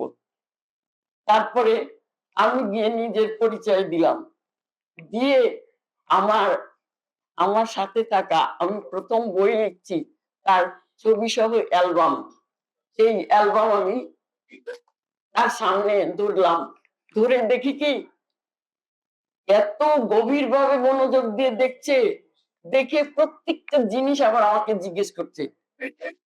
আমি না কম জানা মানুষের সাথে ওঠা বসা করতে করতে মনে হতো আমিও যে এই জিনিসগুলি জানি, যেমন ক্যালিগ্রাফি, যেমন টেরাকোটা, যেমন স্টেকো নকশা, যেমন অন্য সব ছোটখাটো জিনিস, কিউপোলা, যেমন আহ দোচালা, যেমন চৌচালা, বেঙ্গল হাট রূপ, হাট শেপ রূপ, এই সবগুলি প্রত্যেকটা দেখছে, দেখে দেখে ঠিক জায়গায় আনন্দে বলছে কি সুলতানি পিরিয়ডের, সুলতানি পিরিয়ডের ইমারত কই, মনুমেন্ট কই, স্যার এইরকম সূক্ষ্ম ভাবে দেখছে।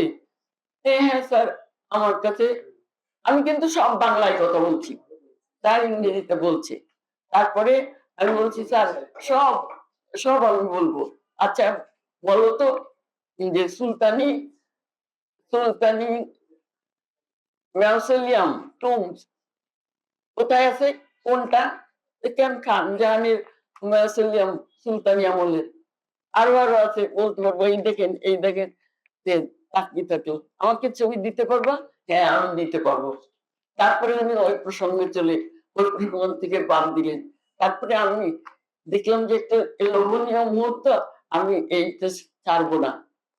আমার অ্যালবামটা বড় ছিল, লাল রঙের ছিল, অ্যালবামের প্রথম পৃষ্ঠা খুলে দিলাম, দেখি একটা খুব সুন্দর ছবি আর্কিটেকচারে। বললাম স্যার আমি অটোগ্রাফ চাই, সাথে সাথে লিখে দিল, তার উপরে তার মন্তব্য কি লিখলো,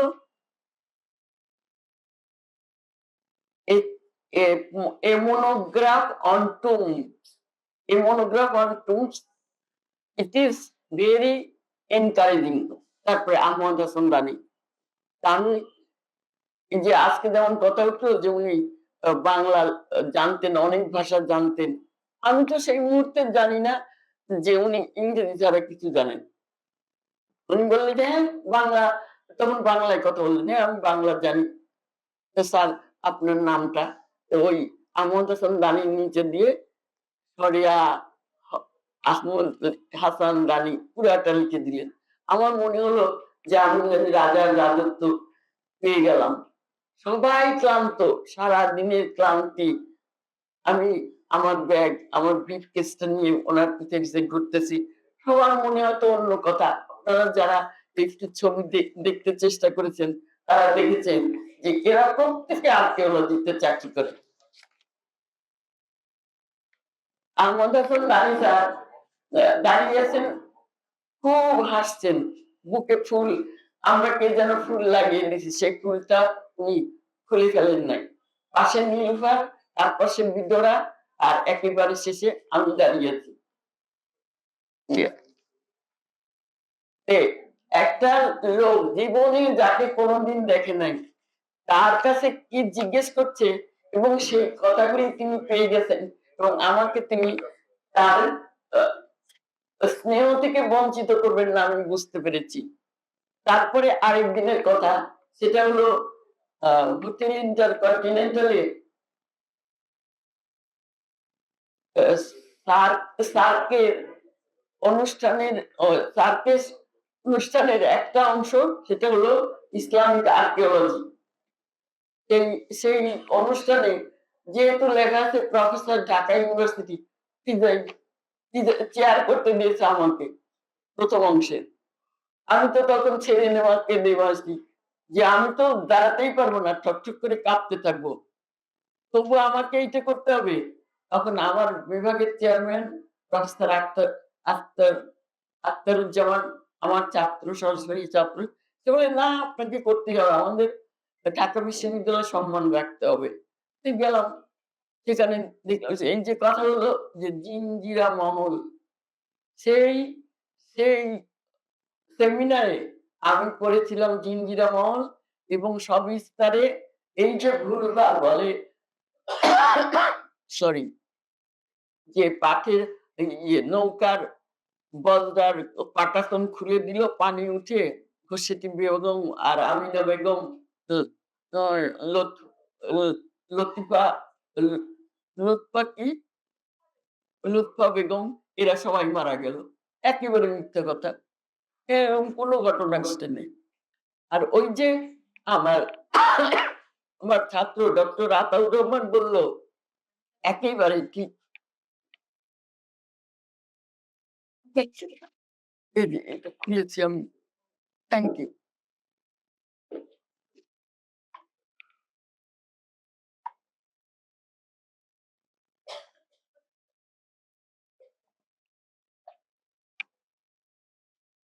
যখন সিরাজউদ্দৌলার পতন হলো, তারপর থেকে আরেকটা সেঞ্চুরি শুরু হলো, তখন হলো 1707 1700।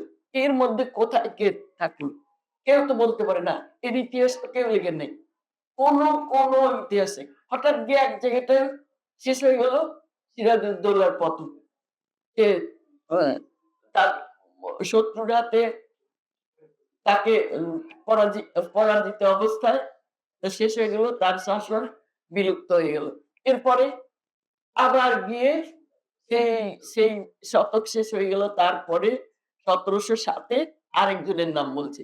এই যে পিরিয়ড, এর যে কথা বলছি না, এই জায়গায় কি আছে, যে সিরাজউদ্দৌলার বংশধর, সিরাজউদ্দৌলার ইতিহাসের ব্যক্তিবর্গ আমার এই বাংলায় এখানে ওখানে সেখানে ছড়িয়ে আছে, কেউ চেষ্টা করে নাই বের করতে।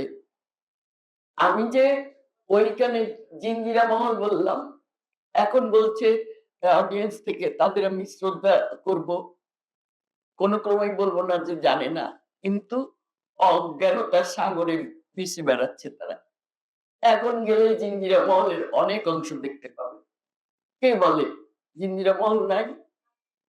আমার আমার আমার পিএইচডি বিষয় হলো post and fortification of medieval Bengal. Jinjira Mahal ছিল, জিঞ্জিরা মহলের রিমেন্স আছে, জিঞ্জিরা মহলের ফোর্টিফিকেশনের অংশগুলি এখনো দেখা যাবে। আর আমার পিএইচডি থিসিস বই হিসাবে বের হয়েছে, বাংলাদেশ বিশ্ববিদ্যালয় মঞ্জুরি কমিশন আমার পিএইচডি থিসিসকে সমান মর্যাদা দিয়ে বই হিসাবে বের করেছে। এই বইতে ছবি আছে, বর্ণনা আছে। আমি পর্যন্ত ছবি তুলছি যখন, তখন সেটা আবার আরেকজন ছবি তুলেছে, সেই ছবিটা ওর মধ্যে দেওয়ার লোভ সামলাতে পারেনি, কারণ চেহারা বোঝা যাচ্ছে না, কিন্তু ভাবসাবে আমি যে ক্ষুদ্র আকৃতির আর শাড়ি পরি, এতে ঠিকই বোঝা যাচ্ছে আমি ওইটা। সেইখানে আমার অত্যন্ত সফলতা যে আজ পর্যন্ত অনেক অনেক বিজ্ঞ ব্যক্তি একই কথা বললেন যে জিঞ্জিরা মহল নাই।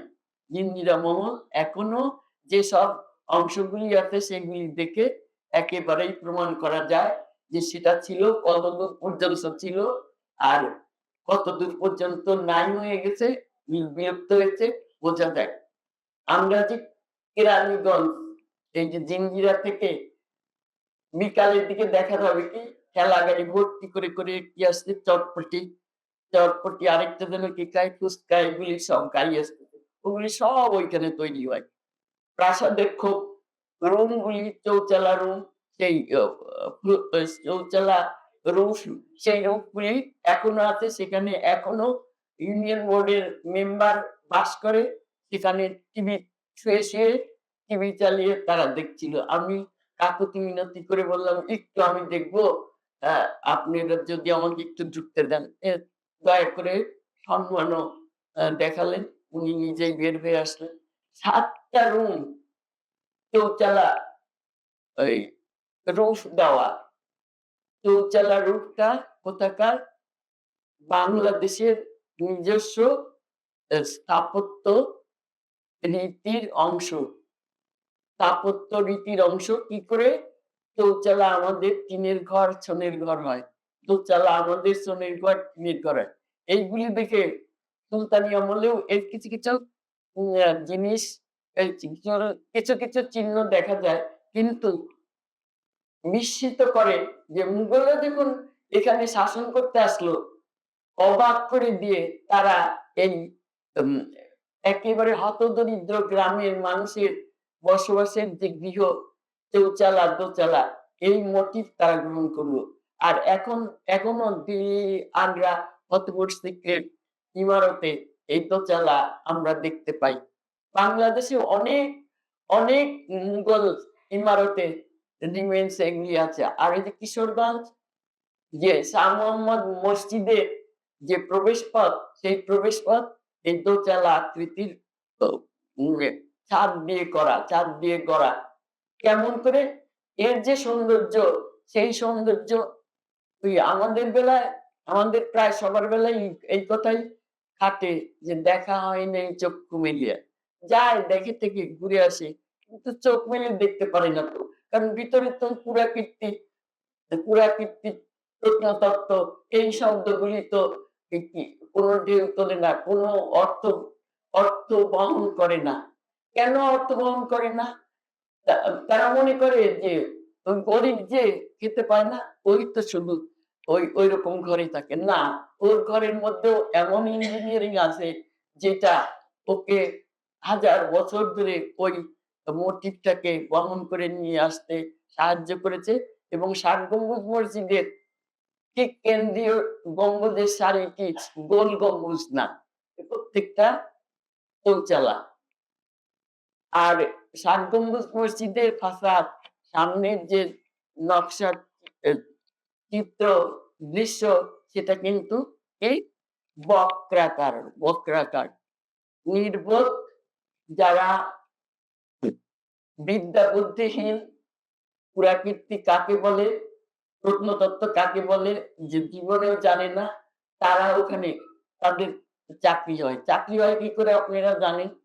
ওই মামু, শালা, এরা না, এরাই শুধু চাকরি পায়, অন্যরা কেউ চাকরি পায় না। তো বাগেরহাটে ষাট গম্বুজ মসজিদ যখন প্রবেশ পথে ঢুকছি কি করতে, দেখার জন্য অতি আগ্রহে, তখন এক মোটাসটা ওখানকার অ্যাটেন্ডেন্ট অনেকগুলি বই নিয়ে আসলো। কত? 10 টাকা করে। তার মধ্যে লেখা আছে কি, দলা পাহাড়, কালা পাহাড়ের গল্প, আর সেই কুমিরের ছবি।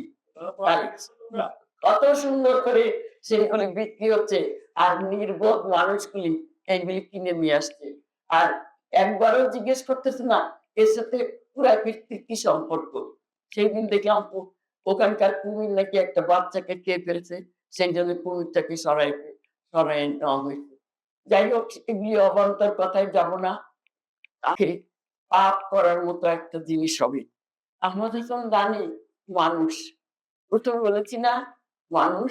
এবং মানুষ যদি সাদা মনের মানুষ হয়, সে অনেক বড় হয়েও ছোটের সাথে মিশতে পারে, বলতে পারে। আমার কাছে উনি ছবি চাইলেন, তার সাথে ছিলেন তারই সরাসরি ছাত্র কে, ডক্টর আব্দুল মমিন চৌধুরী, ইতিহাস বিভাগের প্রফেসর। সে চট করে বলে ফেললো, এ প্রফেসর আহমদ হাসান জানি নাকি বলছেন যে আমাকে উচ্চতর মানব বিদ্যার গবেষণা কেন্দ্রে এক মহিলা টিচার আমাকে একটা প্রশ্ন করেছে, তার তার তার ঘর কত দূরে, তার রুম কত দূরে, বলে আরেক অন্য বিল্ডিং এ। আমি আমাকে নিয়ে যেতে পারবা, বলে হ্যাঁ। তো এই আমার কাছে নিয়ে আসলে সে বলে কি, আমি জিজ্ঞেস করেছিলাম ওনাদের প্রবন্ধ ছিল 12 ভূঁইয়া আসলে কতজন ভূঁইয়া, 12 ভূঁইয়া কি 12 জন? তারপরে ইয়ে প্রবন্ধ শেষ হলে প্রফেসর আব্দুল করিম এই প্রবন্ধ পড়েন। প্রবন্ধ শেষ হলে পরে একজন আমাদের আমাদের মধ্যে আমাদের মধ্যকার প্রফেসরই সে উঠে দাঁড়িয়ে বলল, আমি এখানকার মাস্টার, আমি একটা প্রশ্ন করতে চাই যে এইটা কি আপনারা যে 12 ভূঁইয়া কতজন ভূঁইয়া সংখ্যা বললেন, এটি কি শেষ, এটার কি কনক্লুশন? আমি দানি স্যারের কাছে জানতে চাই। দানি স্যার তার মুখ করতেই হবে, বলে আমার ছাত্র যখন এত কষ্ট করে এই রিসার্চ করেছে, আমিও ওর সাথেই মতামত দিলাম। তখন আমি দাঁড়ালাম, আমি গিয়ে বললাম, আমি ইসলামিক হিস্ট্রি এন্ড কালচার ডিপার্টমেন্টের একজন শিক্ষক, মাস্টার বললাম না যে অনুকরণ করে বলা হয়, কিংবা বললাম না যে এই প্রফেসর কিংবা লেকচারার, আমি বললাম আমি এখানে শিক্ষক। আমার আমার একটা মন্তব্য যে আমি এই এই গবেষণার শেষটা আমি দেখতে চাই। যদি যদিও আপনারা বলছেন যে আপনারা গবেষণার মধ্যে আছেন, কিন্তু আমরা তো ততদিন এ পথ হারিয়ে ফেলবো। আমরা তো ঠিক কথাটা বলতে পারবো না। আমরা পলিটিক্যাল হিস্ট্রি পড়ি নাই। অতএব 12 বইয়ের যে 12 জন কি তার চেয়ে বেশি, আমার মনে হয় বহুজন, 12 জন নয়। তখন সবাই একটু ওর দিকে তাকালো, বেশি বলা হয়ে গেছে আমার পক্ষ থেকে। তারপরে উনি পরের দিন আমার ঘরে গেছেন। গেলে তখন পাশে থেকে আব্দুল মমিন চৌধুরী বলতেছেন যে আয়েশা বেগম এমনই একজন টিচার যে উনি কোনোদিন কাউকে কোনো সাহায্য করেন না, কোনো কিচ্ছু তথ্য দেন না, বই তো দেওয়া দূরের কথা। যে দানি স্যার বলতেছে, আমি তো ওনার কাছে আসছি আমার বইটার কপি নিতে। আমার বইটার কোনো কপি আমার কাছে নাই। এশিয়াটিক সোসাইটি বলছে যদি আমি এডিট করে দেই, দ্বিতীয়বার আবার প্রকাশ করবে। আমি বলছি কালকে সকালেই আপনাকে বই দেব। তখন মমিন চৌধুরী বলে, তাহলে খদামি ঢেপে মালদাতে এক্সকাভেশন করে মাটির নিচ থেকে উঠেছে, ওর যে টেরাকোটার ছবি সেগুলি আপনি আমাকে দিবেন। তো আচ্ছা, সেটাও পাবেন।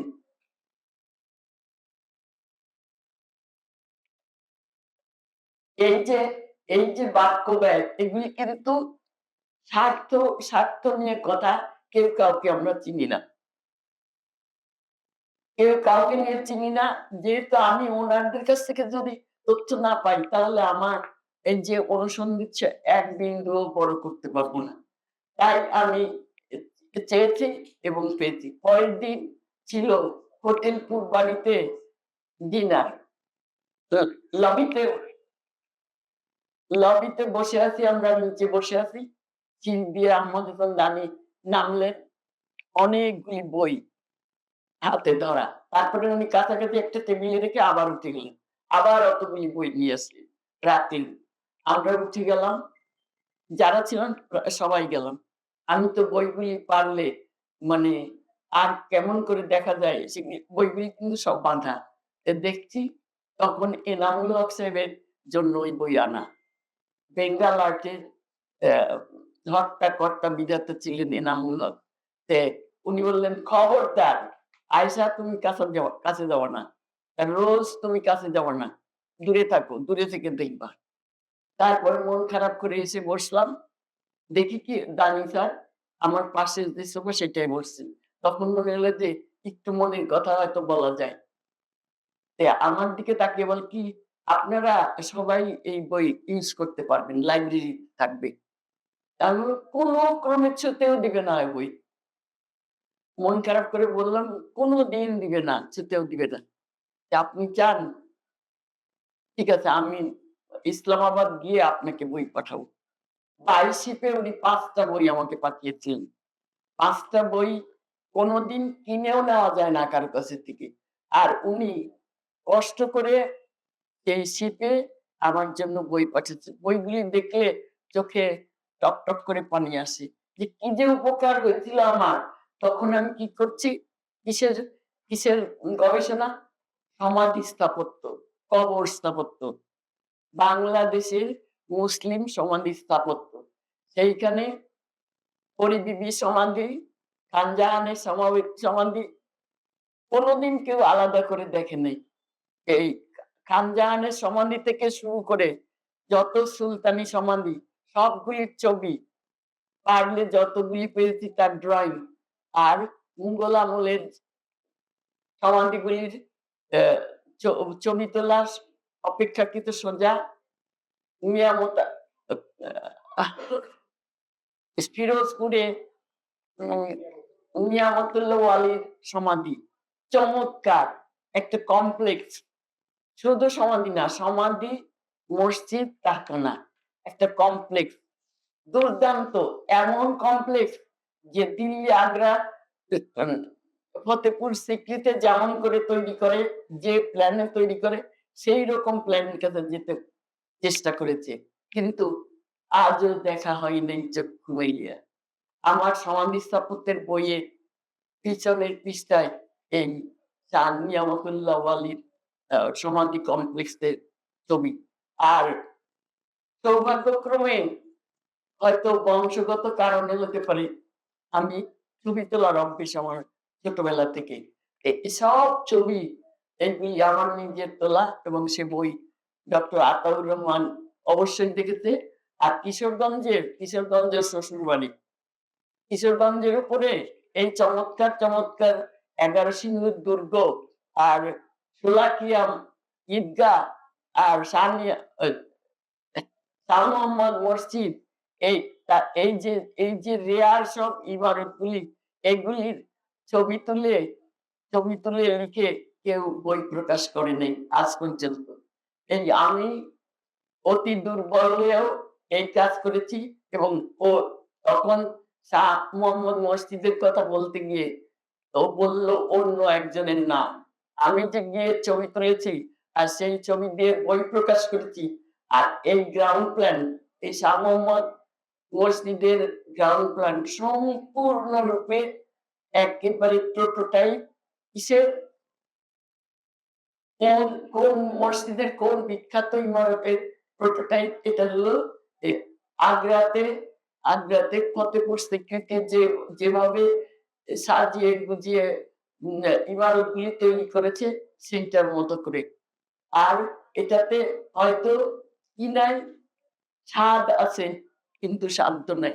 ইট দিয়ে সাধারণভাবে তৈরি করেছে, সুন্দর করে মরমর পাথর দিয়ে তৈরি করে নাই। তাই তাজমহলের মতো আকর্ষণ করবে না, কিন্তু যে যার চোখ আছে সে দেখতে পাবে। তাই দেখা হয়নি চক্ষু মিলিয়ে আমি এইসব ডেসক্রিপশন গুলি বাদ দিলাম। আর একটা কথা বলবো, যে কথাটা না বললে হবে না। ডক্টর আতাউর রহমান বলছে মর্টিমার হুইলার সেই আহমদ হাসান লানীকে লেকচার দেওয়া শিখেছে, তাকে সার্ভে করা শিখেছে। এইসব জিনিসগুলি পুঙ্খানুপুঙ্খ শিখানোর পরে আবার খাতায় নোট করে রেখেছে যে এগুলি ঠিক ভাবে সে দায়িত্ব পালন করেছে কিনা। আমি একটা নতুন কথা বলবো, যে কথাটা অতি সত্য, কেউ কোনোদিন বলবে না। ডক্টর আব্দুল মমিন চৌধুরী আহমদ হাসান দানি সরাসরি ছাত্র। আমি ইতিহাসের ছাত্র না, আমি শুনেছি সেই গল্প করছি। যখন আব্দুল মমিন চৌধুরী লেকচারার হলেন, তখন তার লেকচার দিতে লেকচার রুমে গেল। স্টুডেন্টদের সামনে সে দাঁড়ালো। দাঁড়ালে পরে আহমদ হাসান দানি বলল, "আমি তো যাব না।" সে চেয়ারটা টেনে পিছনে বসলো। বলে, "আমি যখন তোমার গায়ে হাত দেব, তখন তুমি চুপ করবা। কারণ তুমি সেখানে হয়তো আ অ্যা কোনো ভুল তথ্য দিতে শুরু করবা। এইটা তুমি আগে থেকে শুনে রাখো।" এই করে, করে বছরের প্রায় অর্ধেকের বেশি সময় উনি আব্দুল মোমিন চৌধুরীর ক্লাসে পিছনের চেয়ারে গিয়ে বসে থাকতেন এবং তাকে লেকচার দেওয়া শিখাতেন। আর বলব না, আর যদি আমি কোনো অহংকারের কথা বলে থাকি, তাহলে আপনারা নিজ গুণে মাফ করবেন। আমি অহংকার জিনিসটাই চিনি না এবং করতে জানি না। এই আহমদ হাসান দানিকে কোথায় আমি ধরেছিলাম? তার পাশে বসে আমার আমার সব ছবি দেখাচ্ছি। সব মসজিদের ১ম যে বই বের হবে তার সব মসজিদের ছবি দেখাচ্ছি। সেটা হলো প্রফেসর ওদুদুর রহমানের বাড়ি। মন্ত্রী ওবায়দুর রহমানের ছোট ভাই প্রফেসর ওদুদুর রহমান। তিনি এশিয়াটিক সোসাইটির অ্যাডমিনিস্ট্রেটিভ অফিসার ছিলেন। তো হঠাৎ আ আমি এশিয়াটিক সোসাইটিতেও আমার বেশ কিছু জিনিস প্রকাশিত। আমাকে ওদুদুর রহমান সাহেব বলল, "আচ্ছা, তুমি কি আনোয়ার হোসেন তারিখকে ধরতে চাও?" "না, অবশ্যই।" তাহলে উনি তো আমার বাসায় থাকেন। আমি জোর করে ওনাকে আমার বাসায় নিয়েছি। "তাহলে আমি কালকে সকালে আসি।" গেলাম। ঘুমের থেকে ওঠে নাই। তারা উঠে ড্রেস পরে আমার সব ছবি দেখলো। আর কত সুন্দর করে আমার যেই জিনিসটা ঠিক হয় নাই, যে জিনিসটা আরো উন্নত করা দরকার, সব বুঝালেন। সেই থেকে আমি আমার বই যখন বের হয়, আমি কিন্তু ওয়ার্কারদের সাথে যেয়ে বসি এবং ওই কথাগুলি আমার ব্রেনে আছে, ওইগুলি বলতে থাকি। আমি এটাও বেশি মনে বলে ফেললাম। কাগজ অনেক আগেই আসছে। আর এই ছবিগুলি এক লাইনে দাঁড়ানো, সব আর্কিওলজি ডিপার্টমেন্টে চাকরি করত। আগেই বলেছি, নীলুফার বিধরা আমি আহমদ হাসান দানির সাথে দাঁড়িয়ে আছি। আর বলব না, অনেকগুলি পয়েন্ট লেখা ছিল। তার ব্যক্তিগত আমি যেসব জায়গায় সুবিধা পেয়েছি, সেইটা সবচেয়ে বড় সুবিধা আমার বইয়ের জন্য পেয়েছিলাম। এবং যখন আমি এই স্যারকে ধন্যবাদ দিয়ে চিঠি দেব, কোথায় চিঠি দেব? তখন আমার চে আ ছোট ছেলে, ও ক্লাস 8 এ, ও কম্পিউটার নিয়ে অনেক ঘাটাঘাটি করত। আমি সারা সময় এই ঘর থেকে ও ঘরে যাই। আর স্যারকে আমি কি করে বলবো যে আমি ৫ টা আ বই পেলাম। স্যারের তো অ্যাড্রেস আমি জানি না। তারপরে ও করলো কি, কম্পিউটারে কিরকম করে ওয়েবসাইটে দিয়ে দিল যে প্রফেসর আহমদ হাসান দানি যে এরকম ৫ টা বই পাঠিয়েছে আয়েশা বেগমকে। আয়েশা বেগম তার আ অন্তরের অন্তঃস্থল থেকে ধন্যবাদ জ্ঞাপন করছে। এই কথাটা আমি তাকে জানি আমার আমার আয়েশা বেগম জানিয়ে দিতে চায়, কেউ আমাদের সাহায্য করবেন। চট করে আমেরিকান এমবাসি থেকে তার ছেলে সেই সেই মেসেজটা ধরেছে। ধরে আমাকে আমার অ্যাড্রেসে আবার ধন্যবাদ জানিয়ে যে, "হ্যাঁ, আমি পেয়েছি মেসেজটা ওয়েবসাইট থেকে এবং আমি আমার বাবাকে সেটা দিয়েছি। আমার নামও দানি।" এই এই বলেই সবার সবার কাছে আপনাদের শুভকামনা আশা করি। আপনারা ভালো থাকবেন। আমার এই কথাগুলি আপনারা ধৈর্য ধরে শুনেছেন। আর বিশেষ করে আমার ছাত্র ডক্টর আতাউর রহমান আমাকে আজকে তার এই জায়গায় আমন্ত্রণ জানিয়েছে। সেজন্য আমি অশেষ ধন্যবাদ জানাচ্ছি। আজকের এই অসাধারণ একটি আয়োজন ডক্টর আহমেদ হাসান দাওনি, যিনি এই উপমহাদেশের একজন প্রত্নতাত্ত্বিক এবং ইতিহাসবিদ ছিলেন, তার আজকের এই স্মরণ সভায় মঞ্চভূমিষ্ঠ আমাদের আলোচক যিনি ছিলেন ঢাকা বিশ্ববিদ্যালয়ের ইসলামের ইতিহাস সংস্কৃতি বিভাগের অধ্যাপক ডক্টর আয়েশা বেগম। আমাদের মন্ত্রণালয়ের একজন প্রতিনিধি ছিলেন মন্ডল স্থাপন ডক্টর আতর আহমদ এবং আমার সামনে উপস্থিত প্রতিজন শিক্ষা প্রতিষ্ঠানে স্নেহের ছাত্রছাত্রীরা সবাইকে আমি স্বাগত জানাই। আহ আমি তো ১ম এই মিস করেছি এই আয়োজনটি। কিছু তবে আমি বলবো আমি এর মধ্যে আদর্শ বলেছিলাম না শেয়ার করার জন্য। আমি এর মধ্যে এটা করে ফেলেছি আমি। তো আমি বলবো যে বিশেষ করে আজকে এখানে যারা আ অডিয়েন্স এর মধ্যে মেক্সিমাম আমি ছাত্রীদের দেখতে পাচ্ছি। ছাত্রছাত্রী যারা আছো তোমাদের উদ্দেশ্যে জাস্ট ২ টো কথা একটু বলবো যে এই যে তোমরা জানলে যে ডক্টর আহমেদ হাসান দানি একজন ছিলেন, যিনি উপমহাদেশের একজন বিখ্যাত ব্যক্তি ছিলেন। কোন জায়গায় উনার বিচরণ ছিল? উনি ছিলেন একজন আ খ্যাতিমান প্রত্নতাত্ত্বিক এবং ইতিহাসবিদ। দেখো অনেকগুলো আ উম আ এখানে কিন্তু নেবার মতো মানে যদি এখন তোমরা চিন্তা করো যে আচ্ছা এই যে আজকের এই আয়োজনে আমরা এলাম, এখানে একজন মূল প্রবন্ধ উপস্থাপন করলেন, আলোচক আলোচনা করলেন। তোমরা নিশ্চয়ই প্রশ্ন উত্তর পর্ব শেষ হয়েছে। আচ্ছা ফিরে যেয়ে আমার লার্নিং টা কি হলো? হ্যাঁ? টেক অ্যাওয়ে কি নিলাম আমি এখান থেকে আমি কি নিয়ে যাচ্ছি আমি? এখান থেকে অনেক কিছু নেবার আছে। শুধু থাকতে হয় চোখ, থাকতে হয় মন এবং তোমার ব্রেইন।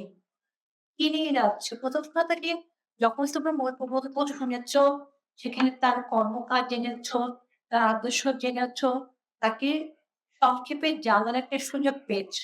এবং এইটুক থেকে তোমাদের যদি আগ্রহ থাকে তোমরা আহমেদ দানিশ স্যার সম্পর্কে আরো অনেক জানবে। এবং দেখো যে আমাদের আলোচক যিনি চাক্ষুষ সান্নিধ্যে এসেছিলেন ডক্টর আহমেদ দানিশ স্যারের সাথে কাজ করেছেন। তার স্মৃতি কিভাবে উনি স্মৃতিচারণ করেছেন অসাধারণ। আমি ডক্টর আয়েশা বেগম, আমি ম্যাডাম আপনাকে অসংখ্য ধন্যবাদ আপনাকে। যে আপনি এই সময়ে এসছেন, এসে আপনি আ একেবারে আপনার স্মৃতি থেকে আপনি এত চমৎকার করে বলেছেন যেন মনে হয়নি যে এটা এত আগের বা এত দিনের পুরনো স্মৃতি। মনে হয় এটি চাক্ষুষ এই সময়। আরেকটা জিনিস লক্ষণীয় যে কিভাবে শিক্ষকের সাথে আ আ ছাত্রের, গুরুর সাথে শিক্ষকের, শিষ্যের এরকম একটা মধুর সম্পর্ক। আমি ডাইনোসরের একটা রেফারেন্স এ বলছিলেন যে আ যখন মোমেন স্যারের কথা যে উনি যখন পড়াতেন পিছনে শিক্ষক থাকতেন। অর্থাৎ আমি আছি একটা ব্লেসিং। আমি আছি তাকে পদে শিখিয়ে দেওয়ার। এই যে একটা এত বড় একটা লার্নিং আমি গতকাল কিন্তু তাদের নেওয়া যে আ স্মরণ সভায় আমার সুযোগ হয়েছে মিনিস্ট্রিতে তোমাদের বলছিলেন থাকার জন্য। শিক্ষকের সাথে যে শিক্ষকের মর্যাদা অসাধারণ, অসাধারণ। লার্নিং টা যে কোথায় আছে এটা আমার মনে হয় যে একটু হৃদয় দিয়ে অনুধাবন করার বিষয় আছে। আমরা খুবই ভাগ্যবান যে আজকে আমরা ডক্টর আয়েশা বেগম ম্যাডামকে আমরা পেয়েছি এবং আপনি দানিশ স্যারের সামনে থেকেছেন। আপনি মানে পদে প্রত্যেক কথায় আমি দেখেছি আপনার কিরকম তার প্রতি সম্মান, আ তার প্রতি আপনার কৃতজ্ঞতা এবং সবসময় একটা অন্যরকম একটা আবেগ এবং অনুভূতি আপনার মধ্যে কাজ করেছে। অসাধারণ! আমরা অনুরোধ করব যে আপনি হয়তো এগুলো আজকে বলতে না পারলেও যদি আপনি তো লিখেন, নিশ্চয়ই যে কখনো কোথাও লিখবেন এবং সেগুলো ভবিষ্যৎ প্রজন্ম জানবে, শুনবে এবং এই এক্টিভিটি গুলো, এই কর্মকান্ডগুলো সকলের জন্য পাথেয় হয়ে থাকবে। আর্কিওলজি এই আয়োজন করে এটি মন্ত্রণালয় সুযোগ করে দেয়। এরকম একটি চমৎকার আয়োজন করা ছিল। কারণ এই খ্যাতিমান গুণী ব্যক্তিদের কদর আমাদের করতে হবে। আমরা এটি স্মরণ করি। এর সাথে আমরা সবাইকে জানাতে চেষ্টা করি এবং যেন এর কিছুটা হলেও বিচ্ছুরণ সবার মনের মধ্যে থাকে এবং সেটা জাগরিত হয়। এবং আমরাও চাইতে পারি তো যে আমাদের মধ্য থেকে দানি স্যারদের মতো তার কাছাকাছি মতো একজন খ্যাতিমান প্রত্নতাত্ত্বিক বা ইতিহাসবিদ ও অন্য কিছু মাথা উঁচু করে দাঁড়াবে। যাকে নিয়ে আবার তার ভবিষ্যৎ প্রজন্ম তাকে নিয়ে গর্ব করতে পারে। আমি আর কথা বাড়াবো না। আমরা প্রায় পৌনে ৩টা বাজে। খাবার সময় হয়েছে, নামাজ হয়তো অনেকেরই পড়া হয়নি। আপনি এসছেন। আমি প্রত্যেককে আহ কৃতজ্ঞতা জানাবো, ধন্যবাদ জানাবো এবং এই চমৎকার আয়োজনের জন্য আমি প্রকাশনা শাখার সংশ্লিষ্ট সকলকে ধন্যবাদ জানাই। সবাইকে আমি ধন্যবাদ জানাই। আমার কথা শেষ করছি।